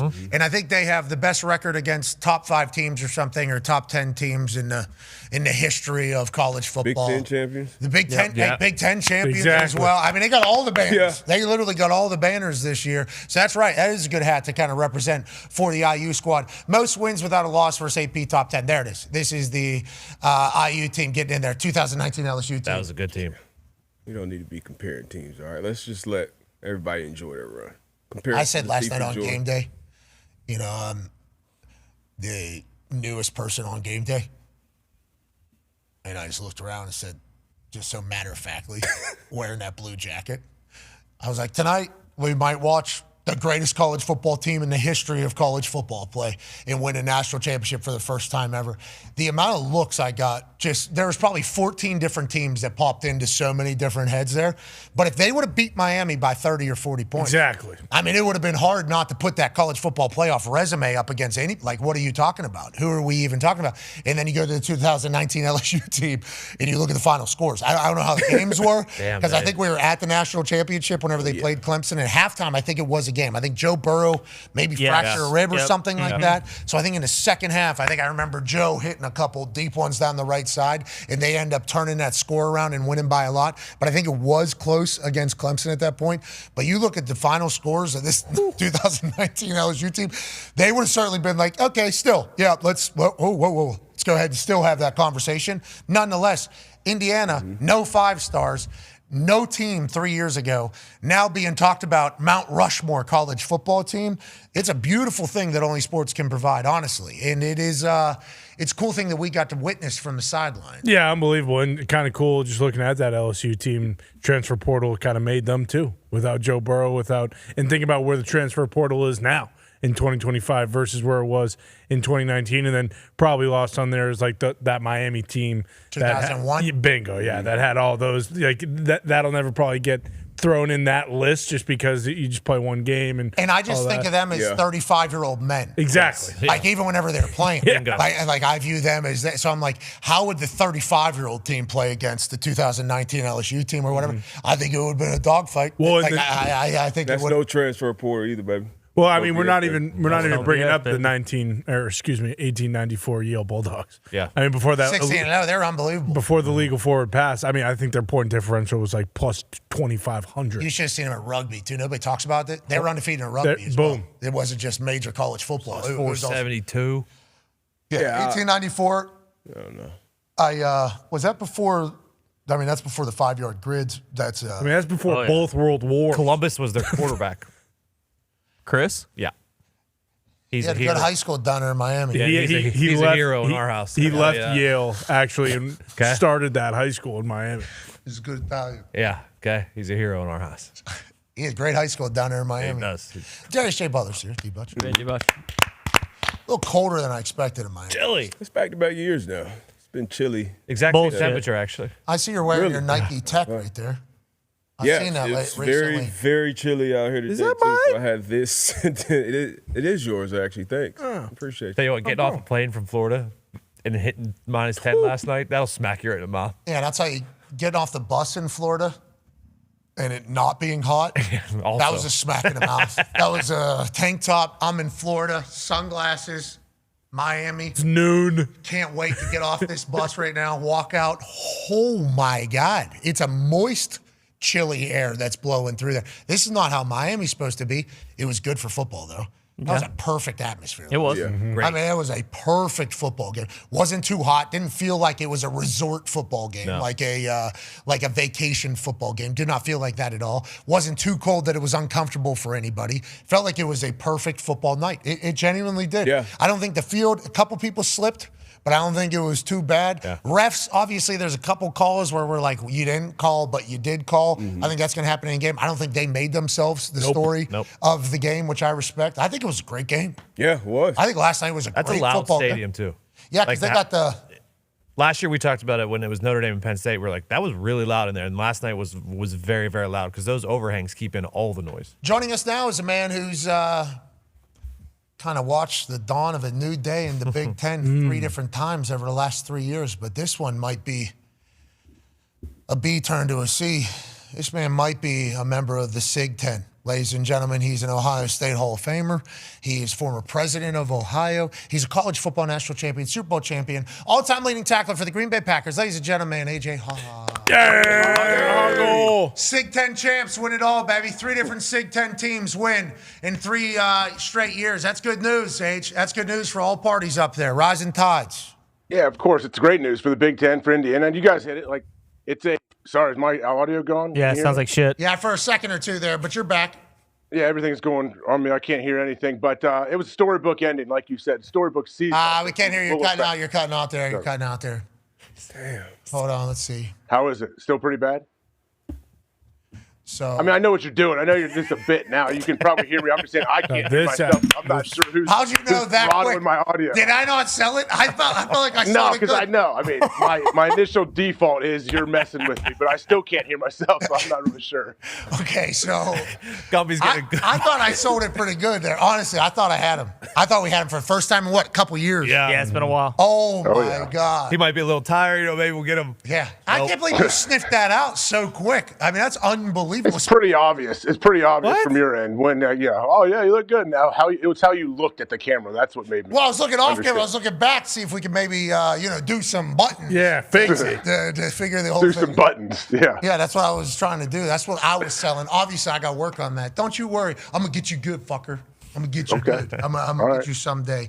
But you're about to tell a story, I think, about football as a whole, maybe before your audio got throttled because the Indiana story is so fantastic. Yeah, I don't know if I was about to tell a story, but I think you definitely hit it. Like, it's a storybook season for them. The fact that they go 16-0 when you know how difficult it is to do that. We say this every year we go to the college football playoffs. We're thinking, like, this is an absolute gauntlet to run the table and to win it all. It is such a crazy, difficult thing to do after a long regular season. So, yeah, credit to Sig and the Indiana Hoosiers. I don't think they're slowing down anytime soon. The way they play, and you watch it, and obviously – I mean, standing in between AJ and D-Butt, especially whenever it gets down close to us, D-Butt knew there was 12 men on the field for Miami way before Miami did. I mean, literally, as soon as they get lined up, D-Butt starts pointing at a guy, and then he starts doing the math. He's like, those two guys are definitely not supposed to be standing right there next to each other. Somebody's got to notice this. And then timeout comes, and D-Butt goes, I think there's 12 on the field. And obviously there was. Then AJ starts like, because he's viewing it as a linebacker. Mm-hmm. So whenever it's down there, you literally see him moving things. What did Indiana do so well, you think, from the defensive perspective? Now, obviously, they get to pick to change it. Carson Beck makes them play. They give up the explosive run. I'm not saying negatively what happened to them, but what have you seen from us standing where we were standing, how this Bryant Haynes-led defense is so good and so fundamentally sound is seemingly the only way I can describe it, but what does that mean, you think, from watching it yourself? Yeah, so like on the sidelines before the game, I saw Trent Green standing there, and I went up and talked to Trent because I love him. He's a great dude. And I was telling him, like, I'm asking him about the game and how he thinks it's going to go and all that. And he loves Sig and everything they're doing. But I was telling him, I'm like watching from the end zone. I'm like a football nerd when it comes to proper leverage and gap integrity and all of that stuff. And Indiana has that at all times. Like, hey, if you're supposed to be the outside piece, this dude is setting the edge. He's the outside piece. And you got 10 dudes running inside out with proper angles. But the cool thing is, like, they're coming with bad intentions. So like D-Butt says, they're trying to staple dudes to the ground. They're having 4, 5, 6 guys hit the ball carrier every single time. Like, they're just relentless. And I think when you couple that with, like, the disguise that they're able to do pre-snap, and then what I like, too, is, like, when they're playing a lot of zone coverage, they have their eyes on the quarterback. They're breaking on the ball. Like, nothing's easy against that Indiana defense. And credit to Miami because they were in it. They had a chance to do it. But Indiana, man, what a back-and-forth game. And for them to be able to come away victorious was, just the stamp on an absolute special season. A pick from the nephew of the Sharp who got the pass interference call for Miami against your Ohio State team, gets the game national championship ceiling interception from Carson Beck. Felt like this was just a miscommunication. The way D-Butt described it, he says, Marion doesn't think he's getting his ball because he's all by himself over there, and they got 3 guys on that side of the field with a safety over top. There's no way I'm going to be the selection. Yeah, you can see it from this angle right here. He just looks at that safety, knowing the half-field safety. By the time he looks back, it's obviously too late. The ball's already in the the air. I don't think he ever thought he was going to be the target in that progression. But, yeah, like AJ said, that was a perfect example of just veteran players, smart players, zone coverage all the way. You don't have another threat in the flat holding you up there, eyes on the quarterback, and if he doesn't make a perfect throw, you make him pay for it and you end the game. So just a tremendous job. Everything AJ said, it was a handful of plays where when you're playing great players, they're going to make plays. Malachi Tony, he's going to make big plays. Mark Edwards Jr., Mark Fletcher Jr., the long run to the edge, the touchdown run, that was his big play. But outside of that, they kept everything in front of them. They tackled well. And then that huge turnover, the block, too, by Kamara, who's the starter. We saw that happening like in slow motion. It felt like right in front of us. Like, hold on, are they going to block this guy? And that was obviously a game-changing play as well. But yeah, it was a back-and-forth game. Miami fought, but Indiana was just the better team. And Kamara selling out on special teams. Charlie Becker, their wide receiver, rolls ankle on special teams. It's like whenever you start judging the culture, it's like, well, how do they go on plays that don't matter? This could have easily just been fair catch. Let's go ahead and send us down, get our Heisman back on the field. Instead, Kamara saw it as an opportunity. Ducked, ripped, and then gets to the block point. Normally for punts, you go Dahn. Okay, you try to go down. He goes up and through, and it's one of the purest blocks I've seen. And then Isaiah Jones able to jump on it. He dropped a pick 2 plays before that. Now, granted, it would have been an insane pick, but he's also full effort to be back there. The amount of effort you got to get through your guy and then the shield to get to end zone that quickly, that's full sellout by him as well, even though he didn't block it. It's like everything seemingly was showcased about the Indiana culture last night in multiple different situations. The resiliency, the talent, the toughness, the football IQ. And here, the effort. This is just strictly effort being made by an incredibly talented player. And remember, Kamara rolled his ankle last week in the Peach Bowl. Bad. Yeah, he was off the thing. So it's unbelievable in all 3 phases to watch them do their thing. And it kind of shows you the depth they still don't have for Indiana. They still have their starting D-line on, punt, or punt return rather. Can you imagine when, this is this time next year and they have all these guys who are now going to Indiana? I don't know the exact numbers, but I do know they got basically, half of the great players in the transfer portal. You now wonder how many guys are going to end up, joining or flipping commitments to IU. And then, they might have 4 or 5 stars on their, punt and punt return. And that was kind of the last 2 years, the big difference, especially when they played Ohio State and Caleb Downs had that punt return. Yeah, numbers-wise, the first year they brought in 31 transfers. 13 of them were from JMU. And then coming into this season, they had 23 guys from the transfer portal from last season. And then this transfer portal period here, the last few weeks, they only brought in 17 this year. So it's hey, we needed to flip it. We did. We're going to bring in less every single year. They're getting better recruits now, things like that. So, yeah, it's kind of they have their guys there now so they don't have to go shopping, per se, as much in the portal. Yeah, and Coach Saban brought this up on game day. He said he was impressed by the fact that Signetti was able to turn Indiana into a place where he's now going to have to change the way he motivates. So for a long time, we're misfits. We were replaced, kicked out, whatever the case at our old school. We want to come here and prove something. Indiana's never done it. We'd like to come here and prove something together. Now it's everybody's coming there for what can Indiana do for me? How is that whole thing? So the way Sig is going to have to evolve in his messaging, I think he'll be able to figure out. He seemingly has a great sense of what needs to be said, when it needs to be said. We can air this out now. We got a chance to talk to Sig before we called the Rose Bowl. And after the Heisman ceremony, there was a little bit of something they had to push back a meeting or something because of weather or something like that. And he said, I laid into him real good. It was the meanest I've ever been to these guys. Is that not basically word for word what he said? I forget how he laid it out. Yeah, I think he said something to the effect of and I got in their ass worse than I ever have. Yeah, it was bad. Yeah, everyone telling them how good they are. I had to come in real quick, and yeah, I was mean to them, real mean. He said Heisman winner. They're celebrating a Heisman. These guys getting smoke blown up their ass by literally everybody. He said, I was the meanest I've ever been to him. And you could tell he didn't want to be, right? Really likes the crew. Yeah. But it's he has a great sense for what's needed when. And we talk about those timeouts. We have multiple videos. Bruce, great job with all the videos. Foxy, Bill with the photos. Foss getting all the bullshit. Thank you to everybody that goes into the entire field. Ben Ward, Dish, Miss Sarah Hare, the camera crews, there's so many people that are awesome during those field passes we appreciate. But it's when you think about I don't know. Signetti's just such a special individual, man. Oh, yeah. Because whenever you watch him, you have no idea what he's doing at any time. You have no idea what he's doing at any time. There's so many memes coming out. Like the guy that said, when I'm 260 out or something and I'm telling the green, when I'm telling him to clear the green, because I'm going for it and I skull 120 yards, it's like, it fits perfectly. But what is he actually doing in that moment? He's looking for a line of scrimmage. It's like, is he? Because that's not where the ball was. He might have been just looking at some D tackle that he thought, there's a little bit of negative energy coming out of that guy. We got to start attacking that guy. You never know what he's doing. When the timeouts are happening, you talk about him empowering his coaches to do the coaching. It's like he's standing outside of that thing like this, looking away from his huddle to seemingly anything. We have not necessarily the other team, not necessarily the refs, not necessarily his crowd, not necessarily their crowd. I have no idea what he's doing. We still don't necessarily know what he's doing. But coming out of one of those, he made a decision. We're not kicking a field goal. We're going for this thing, And we got to change the way we're doing this right now. They get an interception. It's like, feels like his mind is just always cooking for what do we need right now? How do we go about doing this? And he's always in character because I think that's just who he is. He was put on this earth to be this, I think. So I'm excited to watch him navigate all these new steps. More donor money than ever. Okay. Now, Cody Campbell at Texas Tech, they're going to have more than everybody. Oregon, going to have a lot. Texas, other Texas, in Texas. I think the schools in Texas, A&M, Texas, Texas Tech, they got a lot of football people who have access to a lot of money. But Indiana, not like that yet. Okay, I think and Kurt Signetti came out and said that, a lot of people think we're a lot different than we are in the NIL because we've done so well. But the reason why he's had to hit on everybody is because he's been able to make use of all the money that he's been given.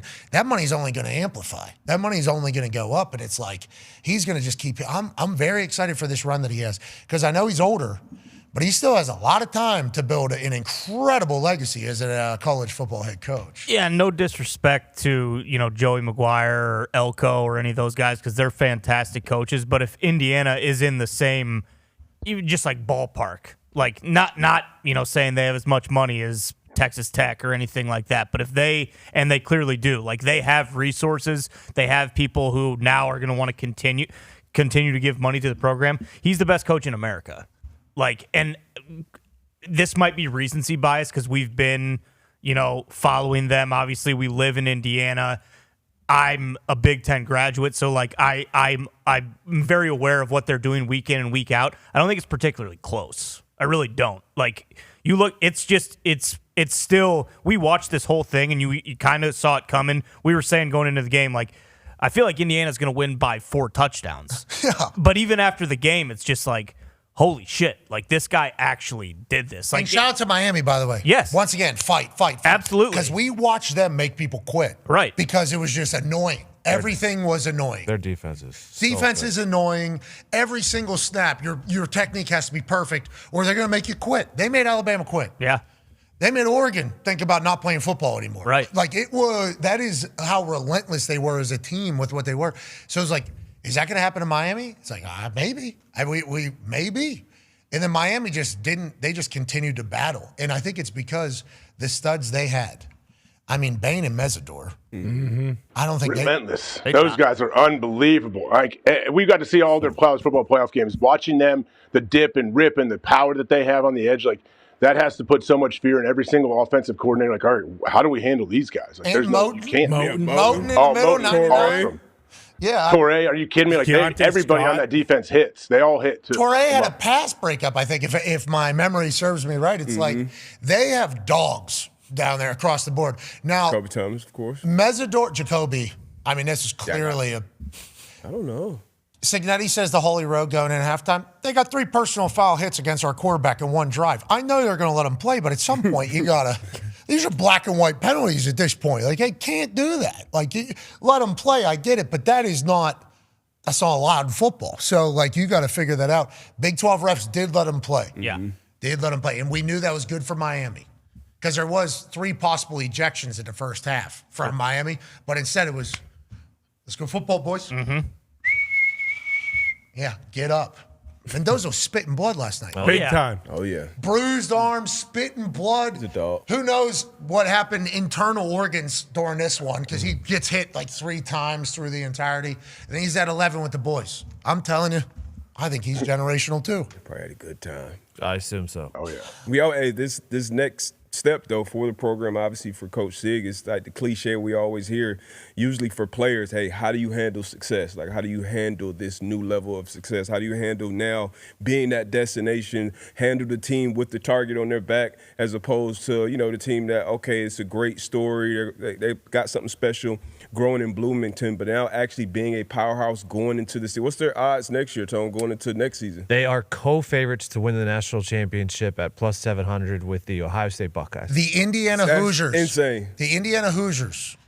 Like, how do you handle that? So, we all think, I think as well, because Ty said it, and we're all on the same page with it. Sig is doing the best job, the best coaching job we've seen in America in college sports. And usually you judge a coach based on what they do with the level of talent that they have. And it's the level of talent. Obviously, he has his own evaluation process, which is unbelievable. But from the outside looking in, from the 30,000-foot view, you say, okay, 5-star, he's 6'4", 210, he runs a 4.3, he's 6'5", 320, he can bench press 500 pounds. Like, so these guys are going to be the 5 and the 4-stars. You got more of those. So if you got a coach with no 5-stars, and it's been said 1,000 times, then to go out there and have a 16-0 season to step up to the challenge every time, every step along the way, it's going to be unbelievable to see how this continues to grow. Last thing here about Coach Sig in this particular conversation, he called his shot.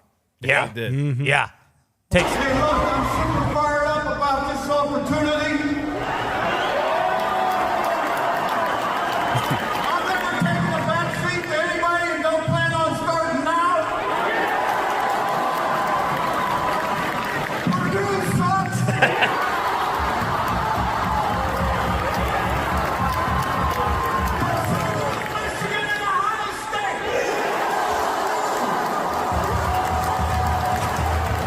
I mean, you talk about that moment, and then his quote at his press conference is, there is no reason why we can't be successful, pack the stadium, and be a source of pride to the entire university in town and state of Indiana, town of Bloomington, state of Indiana. Let me clarify that, he said, in this thing.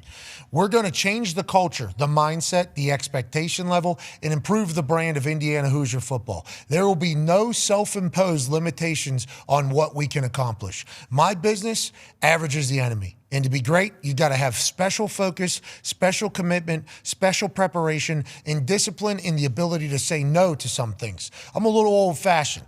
I'll look at the high school transcript and see how many absences a guy has. We want good students who have strong habits because it's all about choices and decisions. I've never really looked at stars ever, honestly. It's kind of like I get so focused in on certain things, like in this particular case, evaluation. I guess these stars have been around for a long time. I have never, ever looked at a star. There's going to be people in this conference that probably have more resources than we do, but that's not detrimental. You've got to take the right kind of guys. You got to develop them and form the intangibles on your football team. That was Coach Sig during his opening press conference a little under 2 years ago. Ty Schmidt, you said it on the plane. That might be the greatest called shot in sports history. Babe Ruth, I guess, right? Yeah. But I don't know if we witnessed that in real time and this many hundreds of millions probably pour into a place because of it. No, I mean, I think Babe Ruth, even as a Yankees fan, like that's largely bullshit. That's kind of been, made into something much more than what it probably actually was. Yeah, I know, hate to break you guys' hearts, but I think that might be the case. I think that might be a load of horse shit. He probably did something in that ballpark, but that's the thing with Sig too. Is like, not only having the nuts to do that, but he wasn't even going to a program that like had success in the 80s and hadn't been good for 10 years, so people could actually maybe see it in their mind's eye, like, oh, yeah, we were great in the like a Nebraska or something like that, who won all these national championships in the mid 90s to the late 90s and then have been dormant for a while, and then it's like, hey, we're gonna get back to where we were. Indiana's never been worth a fuck ever. They have sucked since the early 1900s, since they've been around.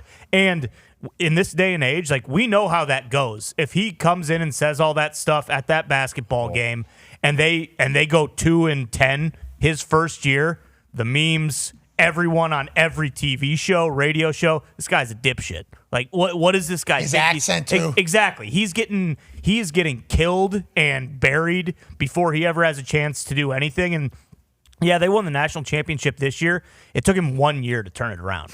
It took him 1 year. Like, it's just, it's insane. And yeah, I don't like, now it's going to be, hey, how do you like, you're talking about the experiments to like all that to find out how Sig has done this.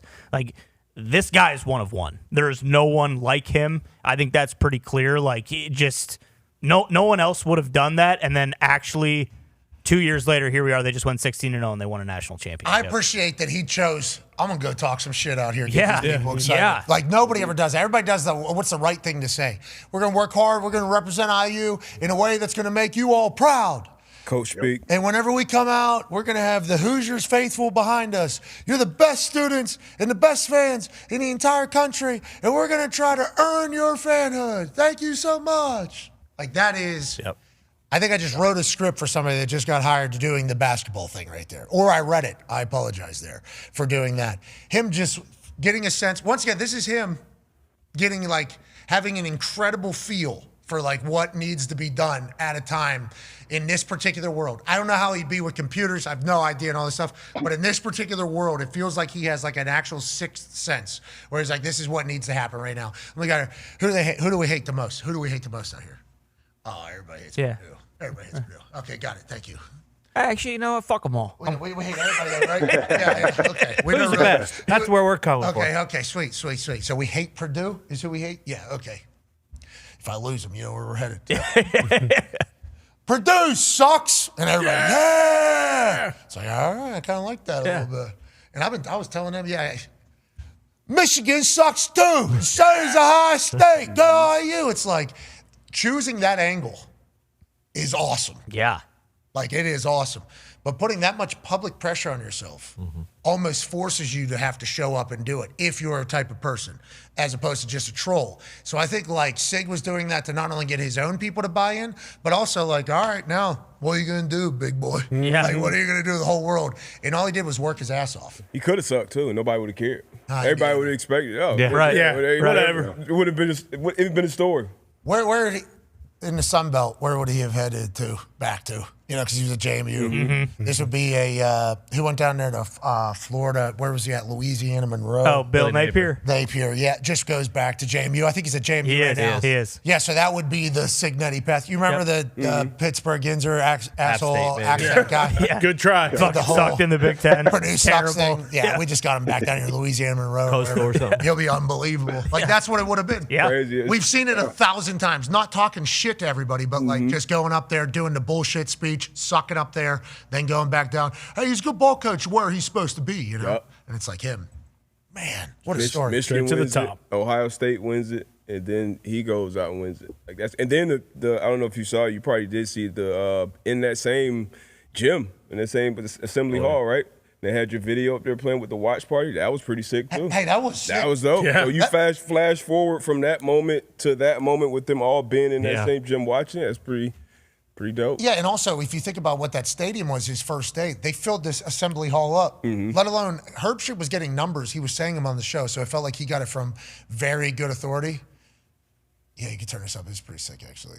Thank you for sending this video. I love that 10-meter high dive. I was putting my speed on as I was flying down there. It was so damn timeless. And then obviously, when we talk about President Cam Whitten in Indiana going all over the place. These teams are very kind to me, very nice to me. And I don't want to make anybody mad. And I'm calling again. Hey, I'm calling again. I know it's a big deal around here.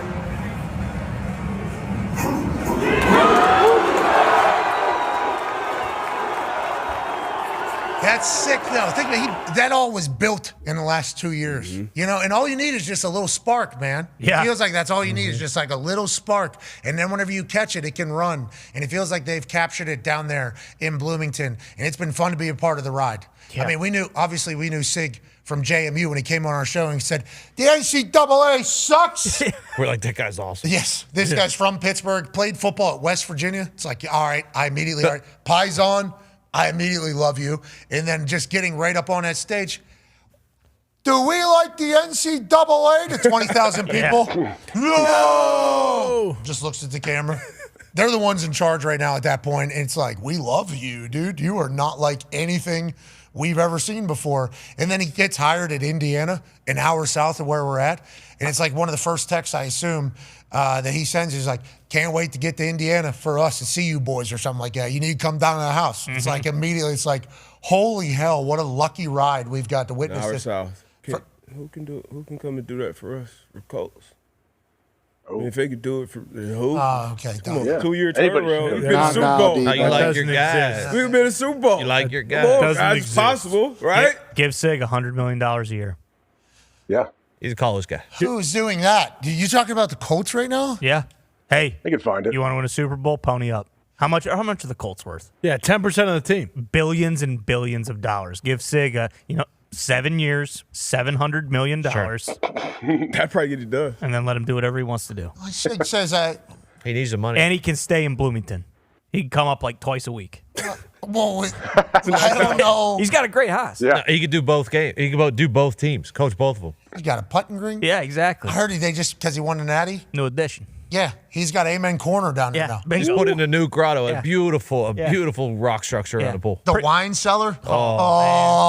Down there. I mean, I'm telling you, Bloomington, the things he can buy down there with the money he's getting paid and how everybody loves him. He's a statue now, forever. Yes. No doubt. He's a statue guy in that town forever. It's like that. They should commission that today. He might be able to get, like, if he really wanted to, he could get that every building in that shot right there could potentially be named Signetti That's something. awesome. Mm-hmm. Kilroy's on Kirkwood, brought to you by Kurt Signetti in that town. It's like his family too. His wife, she is like beloved by everybody down there. It's like he has quickly become, I guess, like Saban is in Alabama.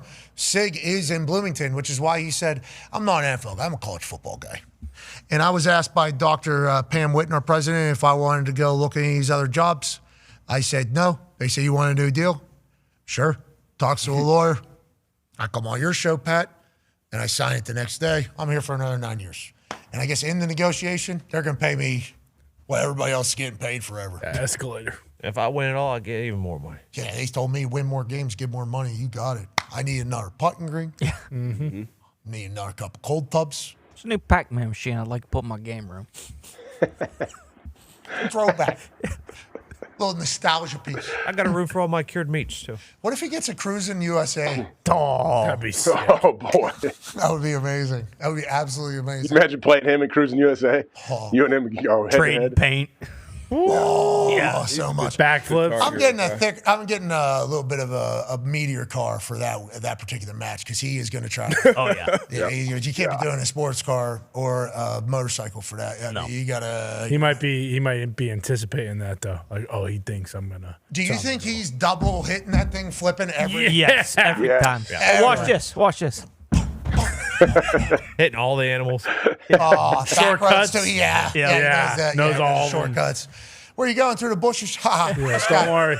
This is your first time joining us now, ladies and gentlemen. He's a man who will tell us a little bit more about this coach's life and kind of how the coaches are kind of viewing what Cignetti has been able to do. A man who coached football for 47 years. Ladies and gentlemen, our friend, Coach B.A. Hey. Coach, you heard us do a lot of convo about Coach Cignetti. What are your thoughts on what he's been able to do? Football is non-existent in Bloomington for so long. Not even a shred of hope. And now they're the national champs. Not only do they fill up every stadium they play through the college football playoff, they're also filling up their basketball arena just to watch along. It's a special thing what football can do, but he's been able to accomplish it. What are your thoughts on him, B.A., and why do you think he is who he is? Yeah, I think it's a fantastic job. I mean, what Sig has done there in 2 years is just amazing. And I love it because he stayed true to himself. He didn't change.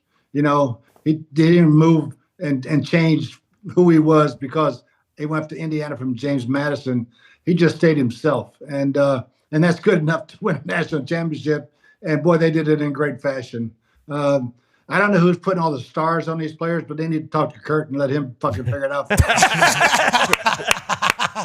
The Signetti college rating that will probably happen, once he's done is certainly around the corner. BA needs to get a little bit of credit for that. Let's talk about the quarterback that, transforms into the number 1 overall pick. 6'5", 230. We've told you about him. Dahn Orlovsky has mentioned, I think a lot of NFL people have said, I haven't really watched the film on this guy throughout the entirety of the season. That becomes during the draft process. Right now, we got NFL stuff going on. We don't really know everything about a guy until maybe around combine or as we're looking as him as the number 1 overall pick. We think what people are going to see, they're going to like. We think he's tough. We think he loves ball. We think he's a nerd, so he's probably not going to get in any trouble. He has beers with the boys. He's dialed and committed and can make every throw. It's I have a lot of faith in the 6'5", 230-pounder. Did you see anything through this college football playoff run, or is there anything that you would like to see from a quarterback who does a lot of RPOs, but is going to be the number 1 overall pick coming up here in the draft? No, I love everything about him. For me, it always starts with the deep ball. And he is as accurate as anybody down the field with the back shoulder throws and putting it down the field. He's got great touch. He's got all the measurables. Obviously, he's very, very bright. Yeah, to me, he's a can't-miss guy. He just got to get to a team that has some fashion of an offensive line so he doesn't get killed. Now, on that note, Tom Brady was there last night. Mark Davis was there. Spytek was there. If Tom Brady's going to be more a part of the entire ownership process, which we don't know. I think he has a house in Miami. I don't know. I don't follow all the tabloids. I assume he does. He's Tom Brady. Mm-hmm. He's got to be loving life down there. Oh, yeah. No doubt. Oh, my God. He's wearing his glasses everywhere, too. Mm-hmm. Got a big boat, probably. He looks so cool all the time. Yeah. Good for you, Tomo. Hey, good for you. Yeah, and a baby Tomo. Hey, Tomo down there. Yeah. Florida Tomo is certainly great. But if he's going to be a part of it all and, a part of the entire assessment of how they need to become a good football team a little bit more, we would assume he knows he needs an offensive line, right? Wouldn't that be something that Tom Brady would know? And if you see what the Chicago Bears were able to do in one offseason whenever Ben Johnson got there, spent some money on the right pieces. Once again, getting the right pieces is obviously a big piece of that. You think that Raiders team has to invest in an offensive line, right? Don't we think that's probably step number 1 if you have the number 1 overall pick and you're getting a quarterback? Don't you need that? Totally, yeah. I'm getting 2 tackles and a center for sure. And, they got enough cap room. I've been in the room with John Spytek, great evaluator, especially on the pro side. And I think the Raiders could be a quick fix in the AFC West. I love Fernando. I like that he loves ball. He's a Florida boy too. Mm-hmm. He a mile from Miami. He's in Miami. Yeah. Him and Mark Fletcher afterwards. I assume they had growing up the Miami football scene. What everybody down there knows who's going to make it in the NFL for 7th grade, right? Oh, yeah, everybody's, 7-on-7 teams, parks, 1-on-1. So Fernando, all these guys, especially the skill players, all the skill players you see each other. You can go out there, year round. Football season is year round down there. Pretty good shit-talking community down there? Oh, yeah. Yeah, so Fernando is going to be able to deal with it all. I just think he is – I'm very excited to see what he does in the NFL. AJ has a question for you, Coach. Yeah, Coach, getting back to the Indiana team and what Coach Cignetti is doing, we talked earlier about handling success. What is that? Why is that so difficult to do? I had a great coach, Dom Capers, told us day 1 of our install, hey, guys, I know how you handle adversity and everything. I want to know how we handle success because we're going to win a lot of football games around here. And I need to be, you guys stay dialed and stay focused. Why is it so difficult once you have reached that mountaintop to stay there? Yeah, I think complacency sets in a little bit, but I don't think Sig's going to let complacency set in. The nice thing about college football is you got a new roster every year, so the message doesn't get stale. In the NFL, sometimes 5th or 6th year, if you got all those guys coming back, the message can get a little stale, especially if you haven't reached the top. If you're getting close, we've seen all these coaches get fired because they got close. I don't know who the hell's going to take their place, but yeah, I don't see that message getting stale in Indiana. Signetti.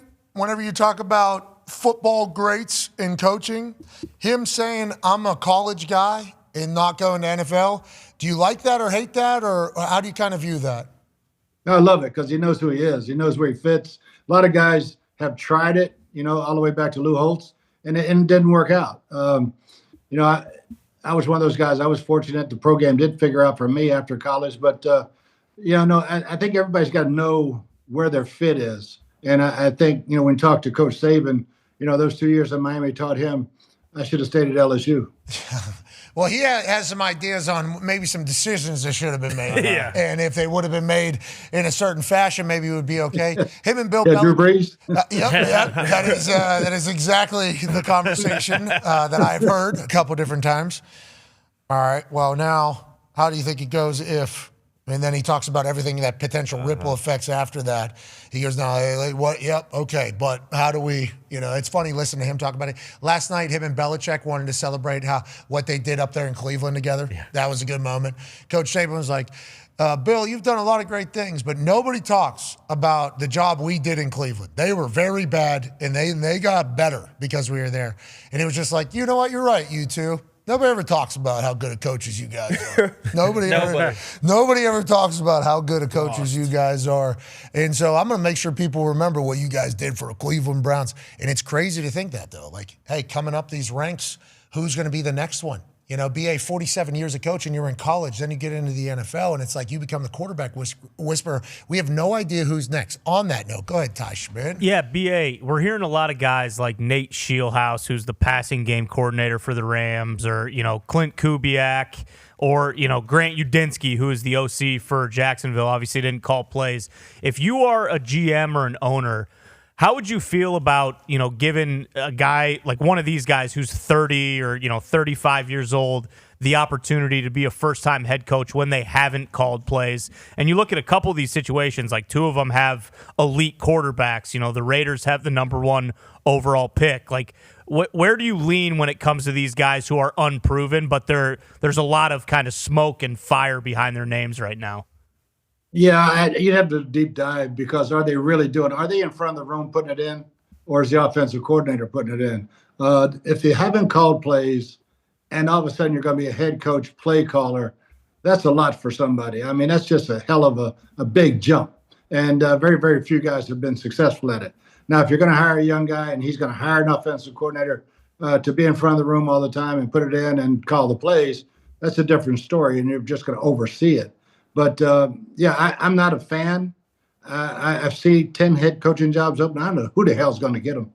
Yeah, there's interesting, because Saleh gets a job down in Tennessee. Halfley gets a job down in Miami. Stefanski gets a job in Atlanta. And then obviously Harbaugh is the New York Football Giants head coach. Yeah. He said that like 4 times today in his press conference, right, Bruce? That felt like that was something he was hammering home. Hell yeah. And he also said, if you don't love football, get the hell out of here. You're going to need to love football to be a New York Football Giant. BA, you've coached in multiple places at later stages of your career where everybody knows exactly who you are. I mean, you going to Tampa is a perfect example of that. What do you think Harbaugh is going through right now as the New York Football Giants head coach? And there was a couple of days there where it was like a deal's reached, wait, it isn't. And then there was conversation about who reports to what.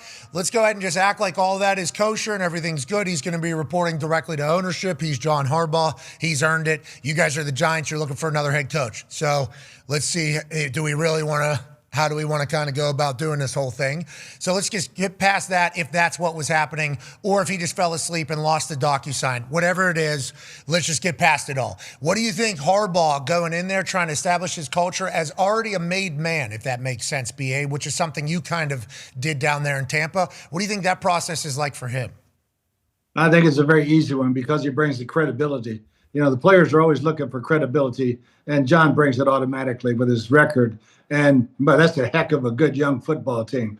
I think the Giants is a sleeping giant for a job, pardon the pun. But the young guys they have on defense, Jackson Dart, Scatterboo, Nate, all those guys on offense, they got a decent offensive line. So I think that could be an easy turnaround, especially with John's pedigree. Okay, so let's talk about getting these gigs. Go ahead, Tone. Yeah, Coach, we hear all these guys being brought in. Like, teams are bringing in 7, 8, 9, 10 interviews, and they're virtual at first, and then they're in person. What is the interview process like? Like, what is the difference between what do you talk about in the virtual ones, and then when you go into the in-person ones, like how deep into the weeds are they asking you to get and stuff like that? Yeah, I mean, most of it is about who you're hiring, who you're bringing with you. What's your plan? Everybody asks you, some people ask you philosophy. I said, if you got philosophy, you're full of shit. You got to have a plan. And let's show what the plan is. I think that's what Sig did such a great job. He had a plan when he went in there, and he followed it, and it worked. But yeah, I mean, I never did a virtual one. So I can't really speak on that one.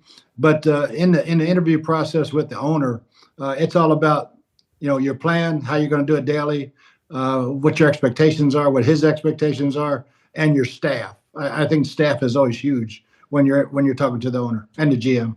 Philosophies for LinkedIn, brother. Okay, we're out here in Execution Town. I want to hear a plan. That is a beautiful bar from you. Philosophy is not what we need here. Okay, anybody can do theories on what football should be. Well, our quarterback's going to be our hardest worker, and he's going to be a great leader. And we're going to have the best nutritionist and our strength coach, second to none. Actually, going to redefine what sports physiology is actually about, and that's the type of kind of building I'm bringing in here. An offense coordinator. See this guy. He's a mix of Shanahan and McAfee. This guy, wow. He's always got a good feeling. Guess what? He's Ben Johnson, too. It's like people that operate in theories and like how they think it should be are the worst humans on earth because they just refuse to believe reality. So I appreciate that some of these owners probably ask for a plan, but I know there's some of these dipshits out there that just get sold what I just said. Yeah. For sure. Give me that. Yeah, did you hear this guy's got McAfee and Shanahan? Same guy. Definitely. We need that. Now, there's another guy getting back into the conversation, especially in a good spot. Go ahead, Con Man. Yeah, Eric Benemy going back to Kansas City to be the OC there. I see a lot of people from Kansas City pretty happy about this, actually. They're kind of saying, hey, Benemy brings that edge, kind of that fire that KC's been missing. How do you feel about this hire, and what does Benemy bring to the table that maybe some of us don't know? Just because from the outside looking in, it's, hey, this is a placeholder, coaching position, because in the end, whatever Mahomes says goes and whatever Andy Reid says goes. So what does Benemy bring, would you say, that, maybe the layman doesn't understand, especially in that building? Yeah, I think you said a passion, energy. EB's he's one of those really fiery guys. But again, don't get lost in the title because he's not running the show, and he's running the show. And he brings a lot of energy and passion to it. They obviously were very, very good when he was there, but it's not like they're going to change the offense in any way. So you kind of say, hey, to the people that are asking, like, hey, is this not just a placeholder position here? What are we doing here? Andy Reid's running the entire show. You said, yeah, you should think that way. But the energy, the vibes, the passion, the execution, the week-to-week, day-to-day, I assume, could be different than how Nagy would do it. He's in the head coaching conversation? Yeah. Where? Well, Tennessee apparently was hot to trot, so that spot so is has Andy been moving filled. on? Yeah, that's what I'm saying. Well, now that he's in head coaching mixes, we got to move on as well. Like that is Yeah, it seemed almost like a mutual, hey, you kind of stunk as our OC, so let's get you out of here. But then we can kind of get the PR machine behind you, and we'll say, hey, you got 4 or 5 head coaching interviews as well. Yeah, and we don't know what's real and what isn't, especially at this point. Every agent could be angling, and every team could be talking to anybody. You have no idea who's going to get hired at any point, so it's all certainly believable. But, yeah, I guess we'll see. Nagy get a job? Maybe.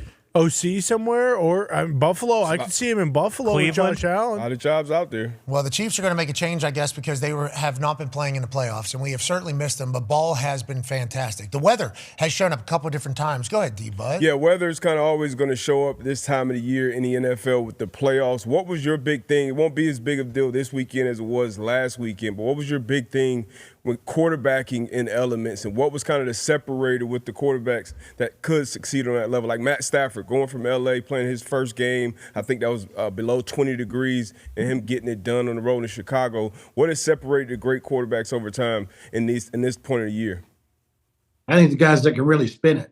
When you look at that Chicago weather, Caleb didn't have any problem. Matthew didn't, especially in that first drive, he was on fire.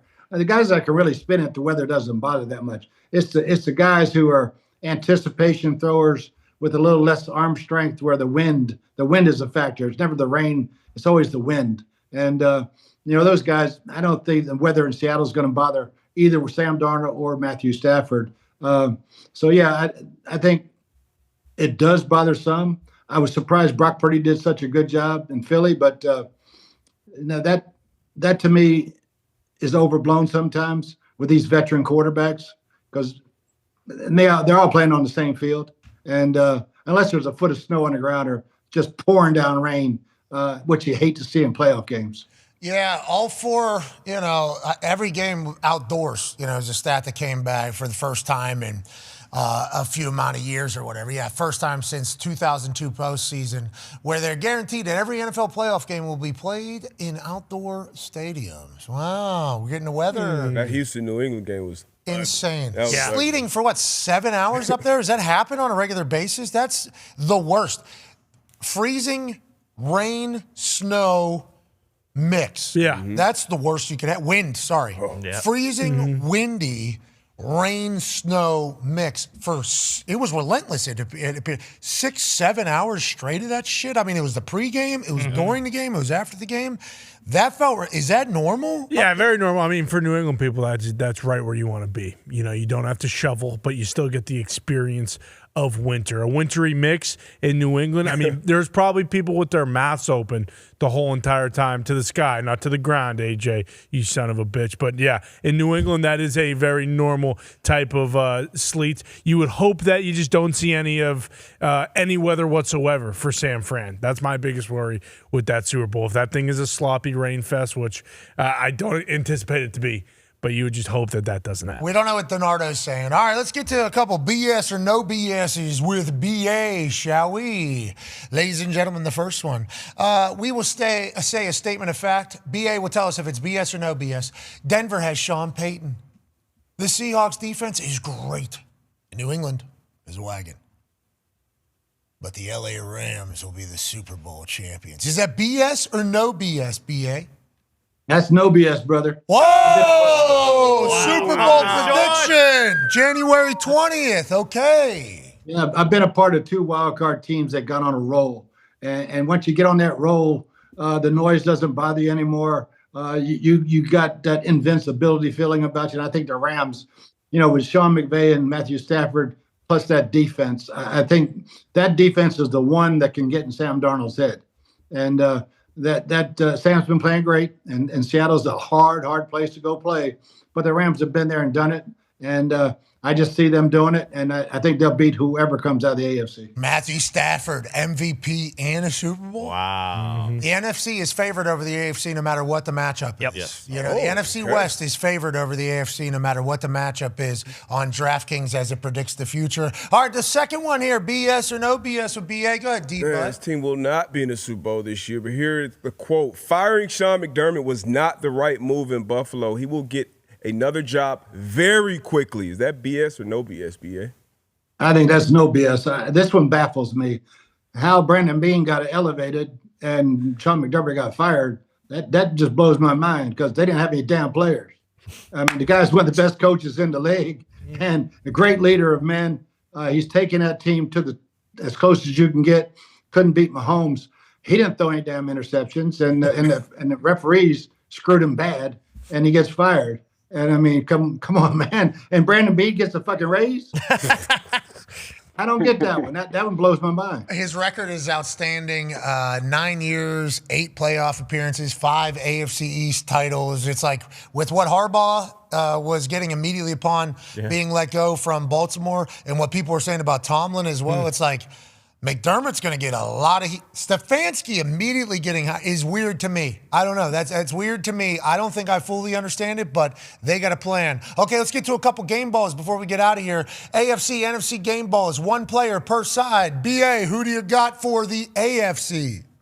Jalen McMillan, game-winning interception. I mean, the guy came up big. I don't know if it was an interception, but he made the play and won the game for him. Jaquan McMillan makes a huge play. Okay, in the NFC, who got it, BA? Cam Curl, same thing. Another big-time interception. Got to go with the defense this week. Hell yeah. They beat the offensive guy. Love that. We love that, Coach. We'll talk to you next week. You're the man. Ladies and gentlemen, it's Coach BA. Yeah, BA. That's no BS there, AJ, with BA. He's straight shooting right there. That's no BS. On fire today. He was. Always is, baby. So Bean gets a promotion? That sounds like BS to BA. Yeah. Amen. This guy gets fired. This guy got no players. What are we doing? I love that out of BA. Respect to him. 47 years as a football coach. He knows a thing or two. And I think he knows that Signetti might be something special. We're incredibly lucky to be able to do this. We'll be back tomorrow. Be a friend, tell a friend something nice that might change their life. The Hoosiers are national champs. Goodbye. One more time, how to say it. Yeah. Unbelievable. in football. Truly. How's their basketball team doing? DeVries? You know, I'll tell you what, it's a really good time for the football team. Just because no one gives a shit about the basketball team. Foxy right now. just did a big thumbs down there, back there like he knows. Yeah, they're not very good because Ty just told me the Iowa Hawkeyes kicked their ass, and then I think it was last week the Michigan State Spartans kicked their ass, so I'm just going off that alone. They beat a lot of rum-dums earlier in the season, which is a good move. You know, you put a bunch of cupcakes on the schedule, beat the fucking shit out of them. But, yeah, I mean, the Hawks, you know, who actually were on a bit of a schneid, they went into Bloomington and beat the fucking shit out of Indiana. Michigan State beat the fucking shit out of Indiana. Nebraska, Indiana was up by like 16. Which is good because Nebraska was undefeated. Yeah, and then they choked and blew it, and Nebraska's still undefeated, you know. So, you know, but hey, it's, you know, growing pains. First-year head coach, so we'll see. They'll get it right, but does anybody fucking care when your football team's going 6-0 and you or 16-0 and you win a national championship? No, they don't. Yeah, that's kind of the tip of the spear there. Yeah, I think what he ended with. No one gives a fuck about college basketball. Not around here. We do not. Hey, guess what? We don't care. Oh, you're a Hoosier football fan. No one gives a fuck. All right. Hold on. I think the Hoosier people will be saying, hey, listen, you don't have to bury the Hoosier basketball team just because you're a Hoosier football fan. Not just Hoosier basketball. No one gives a fuck about basketball is what I meant to say. I didn't mean to do just IU basketball. I just mean in general. Can't wait for those 3 weeks in March. Outside of those 3 weeks, call me then. Fuck off. All right, I don't want to hear it. We're talking about. I'd rather talk about the transfer portal because that is more important than January 20th in college basketball season. We know that. Okay, so you're talking college hoops, obviously not the NBA. Because look, do you see what I'm wearing today? Whoa! What are those? What? Don't say what are those. I didn't mean to say it like that. I meant like, whoa! What are those? Those are sick. Cool gray Hallies. I think these are the newest color out of the Halliburtons. I don't know. You lost your balance a little bit. Yeah, well, I'll tell you what. I did almost collapse right there, but that was not the Hallies. That was more so my body just saying, hey, buddy, you slept 2 hours less. Yeah, those are going to help you be a monster in March. I can feel it. Are they? Listen, sometimes being a monster in January is not a conversation that needs to be had. Exactly. Don't you worry about the Cyclones. They're going to turn that around. They better. Otherwise, they're going to be fucking enjoying the CBI. What is that? Is that the NIT? No, that's after a the step NIT. below the NIT. Even worse. Don't you be saying It's all the that. teams that get picked over in the NIT, and they say, okay, fuck it. They can come play a couple There's games. 3 in of those Birmingham. tournaments? I did not know there's 3 of them because I thought the next one was the TBT. You just played the basketball. Sure. Yeah. Well, it's similar because I believe you actually have to pay the CBI to get into it. So, All right. hey, it happens. On that note, West Virginia's hoop squad, tough. Mm-hmm.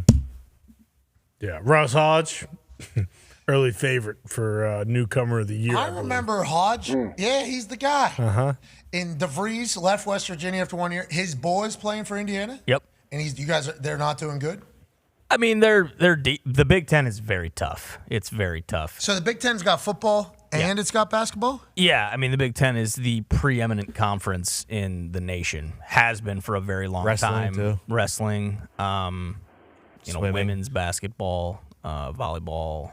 Well, women's basketball is UConn, right? Isn't that kind of their thing? Yeah. Well, yeah. Well, Iowa had with Caitlin, I think. But they didn't win, right? I'm talking like the entire conference, though. Like, obviously, UConn is the best team in the nation. But, you know, you stack up a couple of these fucking teams in the Big Ten.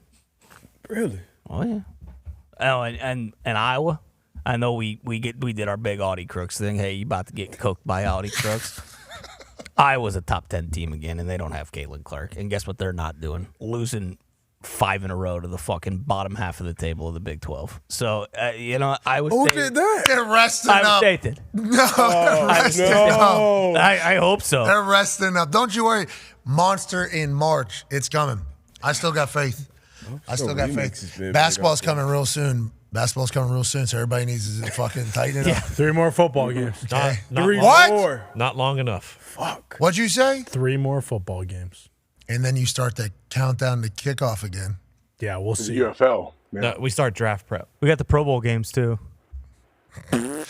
Thank you. What? I mean, geez, just trying to fucking extend it a little bit. Yeah, what is it? What are they doing this year? They got the It's tug of war. It's the week of the Super Bowl. And Wilmerding. So they changed it. I think it's like Wednesday night or something like that. What? I believe it's in San Francisco. I don't think it's at Disney World. Okay, so it's Wednesday night of Super Bowl week? Don't quote me on that, but I believe it is at a weird time. So then the 2026 Pro Bowl games will be held in San Francisco during Super Bowl week featuring skills competitions. Okay. Yeah. That's on Tuesday. Honors is during the week too, right? That's Thursday? Yeah. And we'll be out at Radio Row Wednesday, Thursday, Friday, I believe. Yep. Classic. What a time. Thursday's the most important night of the year. A lot of people put hard work in that night. Okay. Amen. Oh, yeah. Oh, is that when you're celebrated? Your votes are celebrated? I specifically am celebrating. Do you get invited to that thing? No. Why not? You should. Yeah, you should go. We've You never should got go, invited to that. Nope, I'm okay, but you should go. You're a voter. We normally do a side-by-side. We watch the NFL honors on one half of the TV, and then Gabe Morency on the other half of the TV. Sports Rage. Yeah, Sports Rage. That is a Super Bowl tradition. Friday, he was quit. They both just quit. Yeah. We were watching them. Raging Redneck was done with it. All-time so favorite pissed. memories. They were so pissed. They had the time in which they were on, because they're from super left Canada, way over there. So the time in which they were on, Radio Row was clearly shut down. Only people in there. Packed up. They're a vacuum. Yes. And they had a full commercial-grade vacuum. It looked like a Zamboni. Yeah. It looked like a Zamboni was behind them. And fucking, they couldn't take it anymore. They didn't think they were being taken seriously. Couldn't. And this is such an inside joke for the people that know this, but there was 9 people watching that stream live. Yeah. We had 6 of them. Yep. We were 6 of the 9 that were watching at that exact time. Loving it. Love is so happy. They just fucking quit their jobs in the middle of it. Yeah. Can't fucking do this again, Morency. Because the Zamboni was rolling too Yeah. close. And he kept doing I don't know. What do you think? And, putting it back to the guy vacuuming. Tony in the middle. Yep. They just kept asking him questions, and as he was getting ready to answer, just shut up, Tony. That's not what it means. And then just go to something else. Oh, And then they man. got up and said, quit. They quit their job. Yeah. They've been doing this for like 30 years. Yeah. Quit their jobs in the middle of the stream. Then they're told, I think Gumpy's commenting or something in there. They hop back on. Pat Mac Show, boys. We're back. It was, Are you there? Hey, you boys watching there? Yeah, they got the Zamboni back. They did all day. It was Super Bowl week always provides some outlandish memories. Yes, it does. We don't do any of the shit Nope. No. that everybody else does. You held a concert there once. Wiz Khalifa came That was out. awesome. AJ didn't put his hands up. Oh, yeah. AJ refused to put his hands up. No more live saw music it. performances allowed from Radio Row. They've changed the rules for Radio Row every year that we've been there, basically. It's a great opportunity. It's a good time. Man, think about the hate that's in that room now at this stage of it all. Oh, my God. Can't wait to get out there. A lot of those people don't go to radio, bro. Yeah, I know. It's all the other ones that are like told they're supposed to hate me. Remember, I'm taking their jobs and their friends' jobs. Dicker jabs. Interesting. You are too, though. Let's not get this fucking. They should hate you too. I would like that to be known. It's not just me that should be. That's cool. I mean, forget it. We're a team. They can hate us all. Yeah, They they do. definitely hate me more than they do, Connors. Have you read it? I don't know if you're online enough. Is this whenever DJ Bonix or Wiz says put your hands up and AJ refuses to do it? I think You'll it see. is. Hey, I have photo evidence of me putting my hands up. That was all the people that were allowed in there. Remember, this is during COVID, the back end of COVID. All right. Not everyone hates, by the way. Ran into Dockage last night. He's a fan. Yeah, he said something about me having a GAP. You guys know what that stands for? What's that stand for? I couldn't figure it out. He just yelled GAP at me, and I was like, the retail Did he just store? yell it? Did he just yell it at you for no reason, or what happened? I yelled, you double D, you exactly. Ty was with me, Dockage, and he just yelled GAP, and I was like, go Hoosiers, baby, and kept walking. So, and he said the same thing about who. Hoosiers. Big night for Dockage. He's a big-time Hoosier fan. Yeah. Big-time Hoosier fan. Sometimes doesn't love what's going on in Indiana. He'll tell you. And then all of a sudden, you got Hoosier fans mad at him. And that's right where he wants to be. He thrives in that zone. Thrives is an understatement. That is a born to be there. Yeah. I was born in the dark. You know? Exactly. That is DD. Congrats to him and all the Hoosiers, man. DD goes to bat for me and for us a lot. He's the all-time leading scorer, Indiana. Is that true? No, he shut down Michael Jordan. Yeah. Oh, there it is. Okay, played for Bob Knight. Yeah. Coached in Indiana for a little bit. Why don't you have some respect for I do. That was. Listen, he also told me that I have a GAP. What's it mean? Oh, he said you have a GAP? Yeah. What, I don't say you have a GAP now. Yeah, he actually. So Connor. Something that can be possessed. Connor was with Ty. What's the G I was stand with for? Foxy. You don't go into Dockage 1-on-1. You got to go 2-on-1 in case you never know what's going to happen. But no, he Because reiterated. he could bury you and saw you 1000%. down. You need to have a tag team partner going. But yeah, he said, you guys, huge GAP havers. And then we yelled it right back at him. Something we own. And it'll be good to be big. What could the P Huge, stand she for? said. Huge. I don't know. That'll live to see another day, I guess. Yeah. Man. The Great American National Championship was won last night. Yep. By the Indiana Hoosiers. Uh-huh. That's what it's all about. We're going to go take naps. Yep. It's Tuesday. You know what? I was Yeah, just thinking, at least it's Friday and we got the weekend. It's fucking Tuesday. Yes, it is. God damn. Yes, Fucking it is. Tuesday time. What are you watching tonight? Anything on TV tonight? You know it is. We spoke with the man himself. Yes, sir. The man that gave $600,000 away last night, courtesy of Echrage Farm. Marty Smith will be hosting TGL tonight, and he is pumped about all of us tuning in. Okay. When you said what happened with us and whoever the person was, I really appreciated the intention to pronounce spoked. Because I've been fucking up a lot of words lately, but I don't stay committed through the entire word. My brain's just been quitting on these words. Sure. Whenever I'm going, you, Tony. we spoked to. Can I be And 100% I honest with you? fucking loved it. I was like, yes, Tone. I fucking love the way you just did. I don't remember any of the words that came out of my mouth 30 seconds ago. Okay. You're in the moment. Good Well, job. you spoke about Marty Smith and his Echrage Farms throw. Yeah. 600,000. Guy went 3 for 5. Yeah. Tiny little hole. Really not good. bad. Really After good. embarrassing himself, too. Personally, yeah. Misses, then ball slips out of hands. Mental toughness. Murphy's Law was coming in, and then Marty's Law was, I got to show up for these people. What did he say when he first got on the field? Because you guys were really close to him. Yeah, he said something like, how many of y'all motherfuckers want some free Echrage smoked sausage? Watch me hook this fucking pigskin. Boom, boom, boom. And that was it. I It did was see that. filthy. Something about colored pencils, I thought. Oh, yeah. 600K is a lot of fucking colored pencils for you teachers. Y'all have a good one. They were playing that over the stadium, weren't they? Yeah. I didn't think we were. Marty showed up. Big pop. I was in the Big bathroom. I ran to the bathroom, still had my ears in. I was with you. I was next to you. We Yeah. couldn't see what was going on out there. All we hear is Ty going, you guys want some fucking Echrage sausages? We were dying. AJ and I had no idea.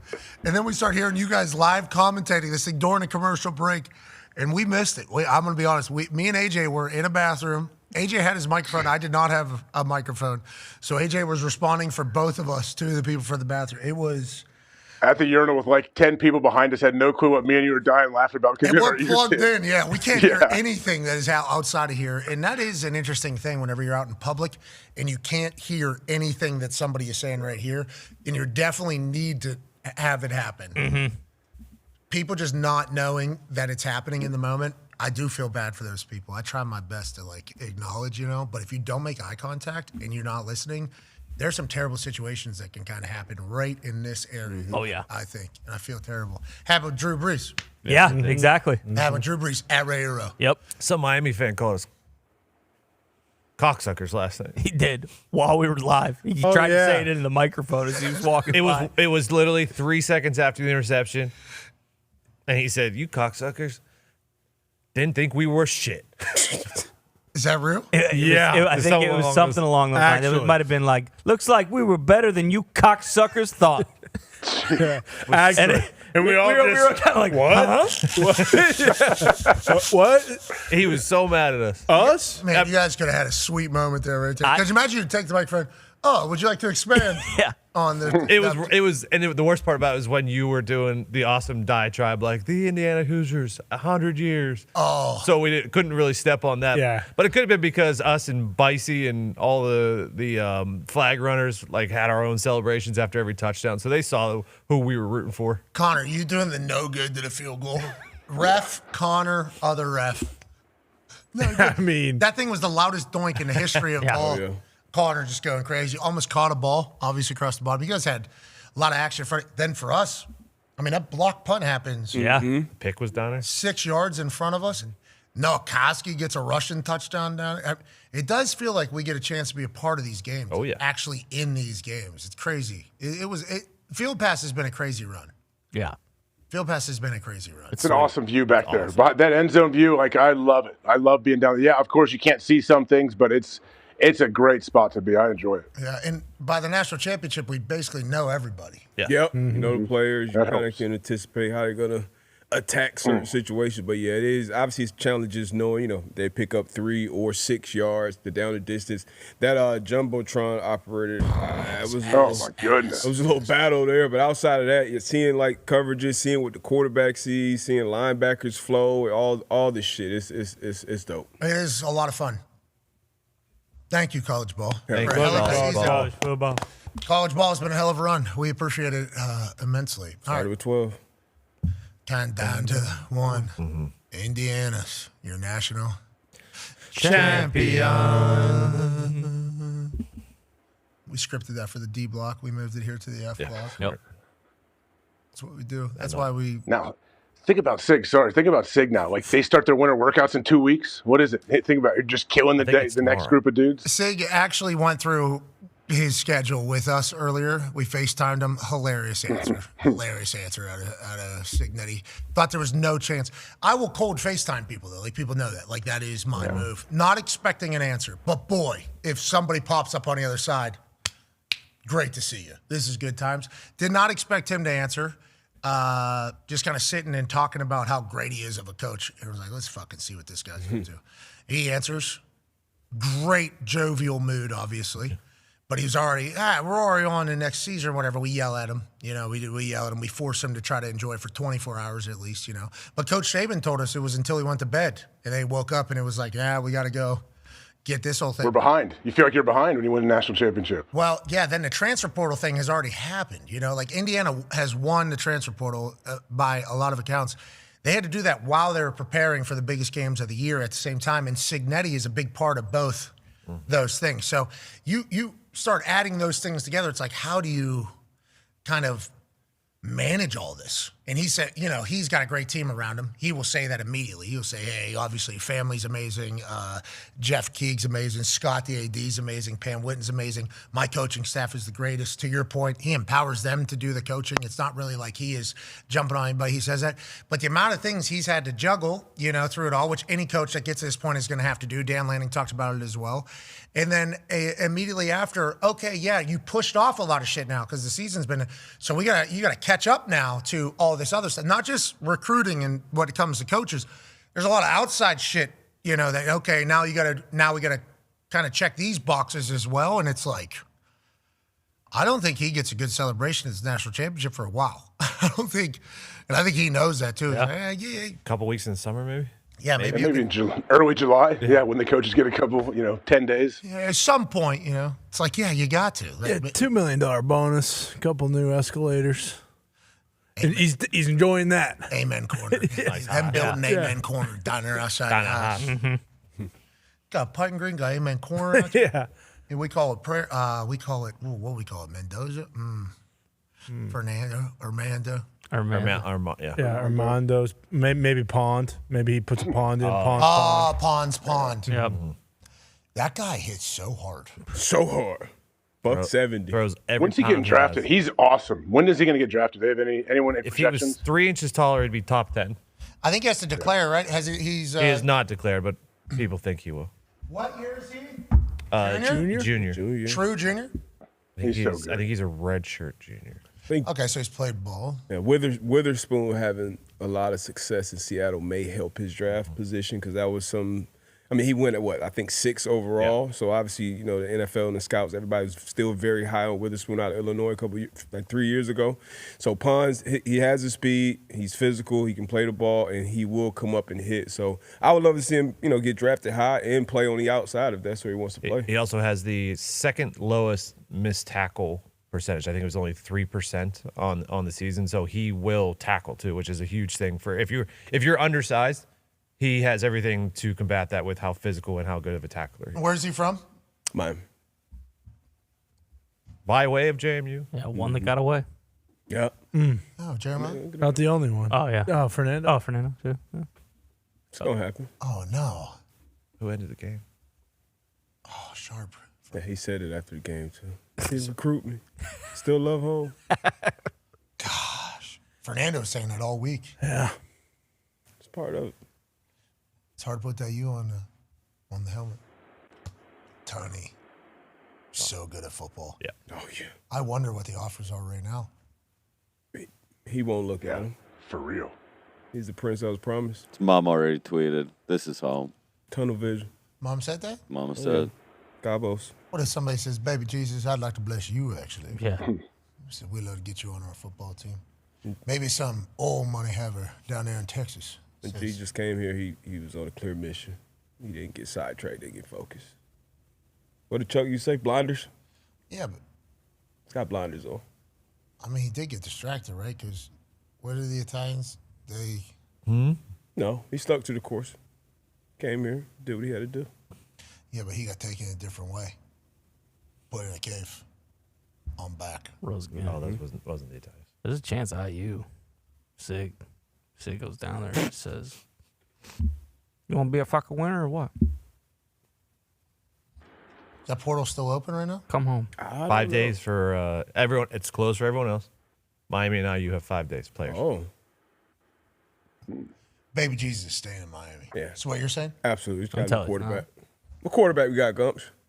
That Duke quarterback's supposed to go through. There's rumblings happening right Darian now. Mensah. Yeah. Okay. How much is Malachi Tony player paid nowadays in the NIL? Do we know? I got no clue. He's getting re-upped, right? He'll get re-upped, won't he? Oh, a wide receiver of his talents that young, probably somewhere between 1 and 2. 3? Maybe. So what if somebody comes in and says, "Hey, $4 million, $5 million bucks a year, 2 year, $10 million, 2 year, $10 million, come play wide receiver here"? You don't think Baby Jesus is gonna say, "Wait a minute, I can walk on water right that way"? Yeah. Yeah, but if he goes somewhere else, That's you a don't lot have of bread and fish. You don't have Yeah. ED Reed in a big hat cheering you up after losses. I'll tell you, Ray Lewis and Carson Beck's face right before trying to go out there and win this fucking good, dude. Okay, enough of this shit. That lineup. It was insane. Yeah, it was. That's awesome. You forget about some of the old whites. Yeah. Well, Jimmy Johnson just roaming in. Jamie was there. Vinny Testaverde. Mm-hmm. The Rock calling in from Jumanji. That's right. His quads. I mean, what is he? That doing? was crazy. Unbelievable. How does he do that, you think? He has Hard work. no Lift body on the ball. fat. Lifts heavy weights. Lifts heavy weights? That's how you got to get there, huh? I don't know what he's absolutely jacked and shredded. How big and ripped he is just he's a different human. He's got a cramp all the time, right? I don't know. I don't know how the body works, but It looked like his right quad was cramping the whole time. Yeah. Is he cutting for for a competition or something like? yeah, he does look like a Unbelievable. bodybuilder. He looks like he is in competition week right now. Yeah. Does he not cramp? I mean, He did lose a lot of weight, so he has been leaner, right, for whatever roles he takes. So He's the final boss too. Jeez. That's true. He's like, what, 50-something years old? Is that right? he is the final boss. Yes. The Remember? you can feel it. Cameraman. See? Rock is awesome. Does he always have goosebumps? Yeah. Yeah. When you're that Yeah, shredded, he lives they with just them. always come out. They have no fat to hide underneath because that's what goosebumps do. So they're just always there. He's the greatest. Rock. We needed him. Hey, I know genetics-wise, you're probably way ahead of the game, okay, than us. We would like to know how we get those just everything, actually. Just send on over everything that we got to do.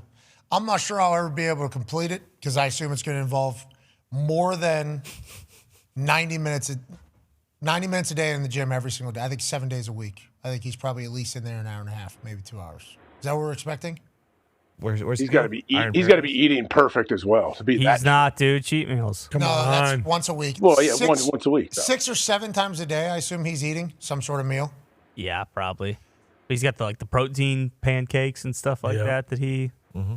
I don't know if those are a part of the day-to-day. I assume that is grilled chicken coming in. Quinoa. Probably broccoli. Some avocado. What do you eat? Rice and chicken, right? Every day? Every meal? Not every day, but I enjoy rice and beans. Had some of those last night. Oh, Delicious. my gosh. What was it last night? The chicharron was. There you go. You guys had chicharron? Yeah. So good. It was very good. Warmed it up twice. I mean, the food that we had at the beginning, maybe the most ass cheek spread we'd ever had on any particular plane. I actually said that. This is poop. Yeah, he did. He did. I am hungry as shit. This is a poop spread right here. What are we doing?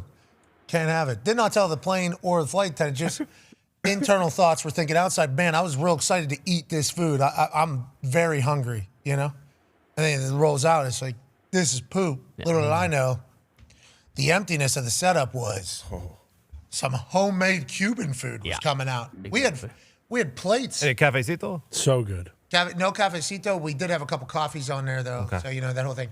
Plates with, it felt like somebody brought it out of their fucking kitchen onto the plate. It was so good. So good. That sounds nice. Plantains? Yeah, there were plantains. We had plantains on there. That sounds wonderful. We had some pork, I think. Was that pork we were eating? Is that what the... That's what the chicharron is, pork belly. And then there was chicken and onions on this other one. Perfectly cooked. And then it was reheated every time. It was... Sounds like you guys had a good time.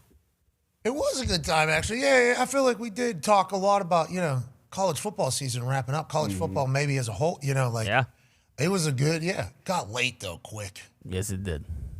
I mean, that thing got real late, and then all of a sudden, everybody's eyes got real heavy in that plane.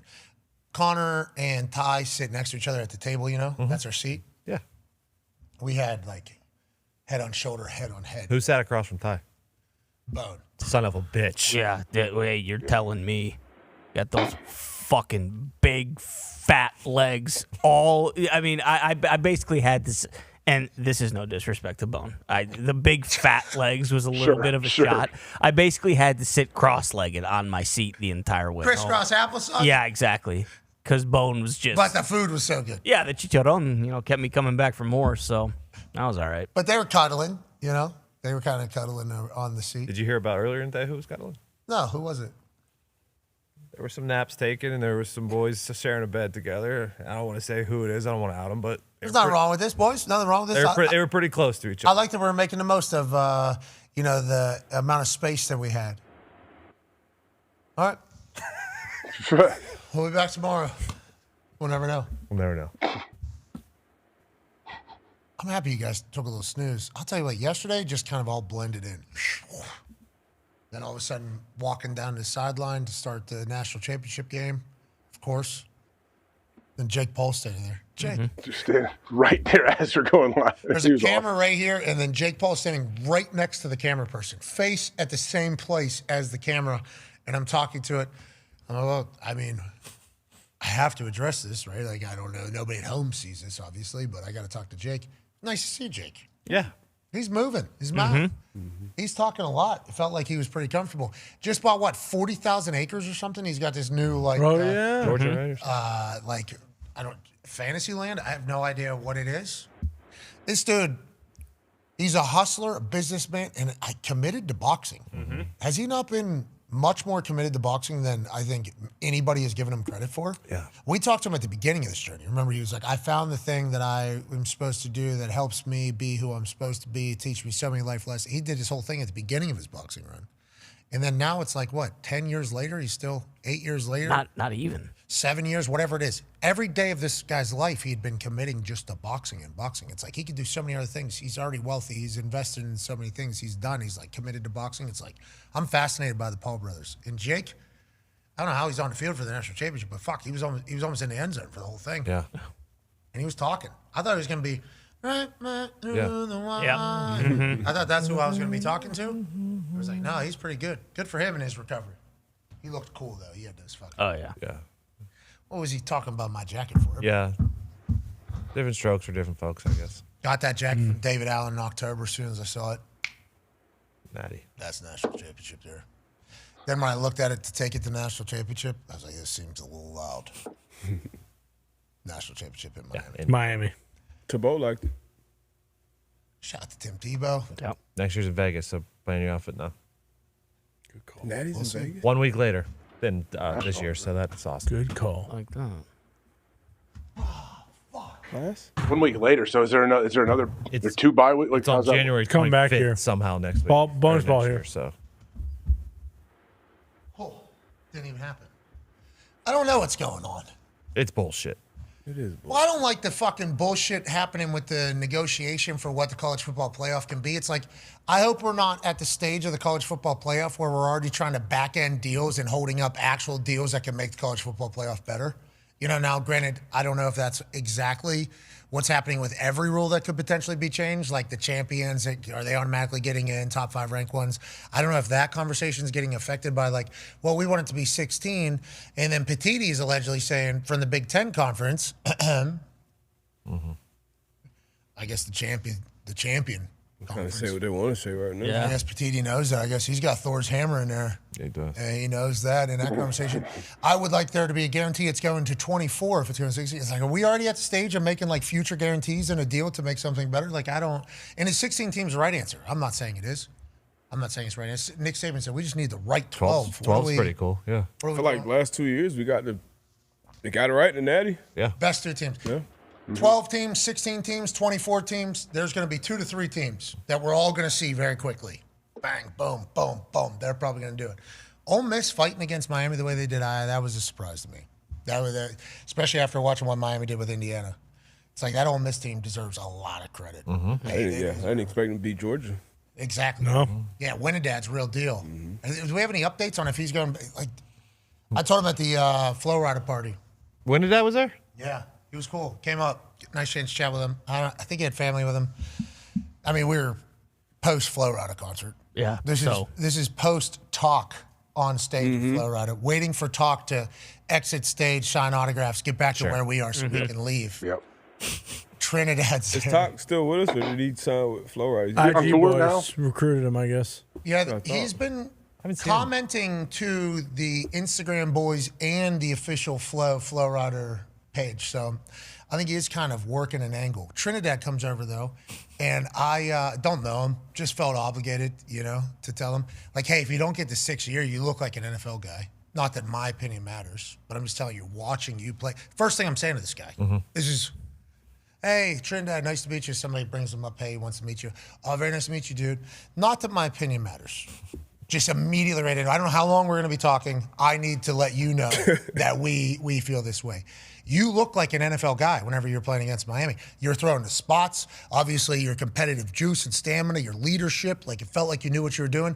I think in my eyes, you look like an NFL guy whenever you're playing against that Miami defense. So if you don't get to 6th year, it doesn't fucking matter. He goes, oh, thanks, man. I'm like, yeah, no problem. All right. See you later. That was the entirety of the conversation. And it's like, I don't need to be the one to make you feel justified with anything, but I just thought he needed to hear from outside source, like, hey, bud, I think you might be a fucking Sunday guy, which he probably has been told because Ferris State guy, you're a little undersized.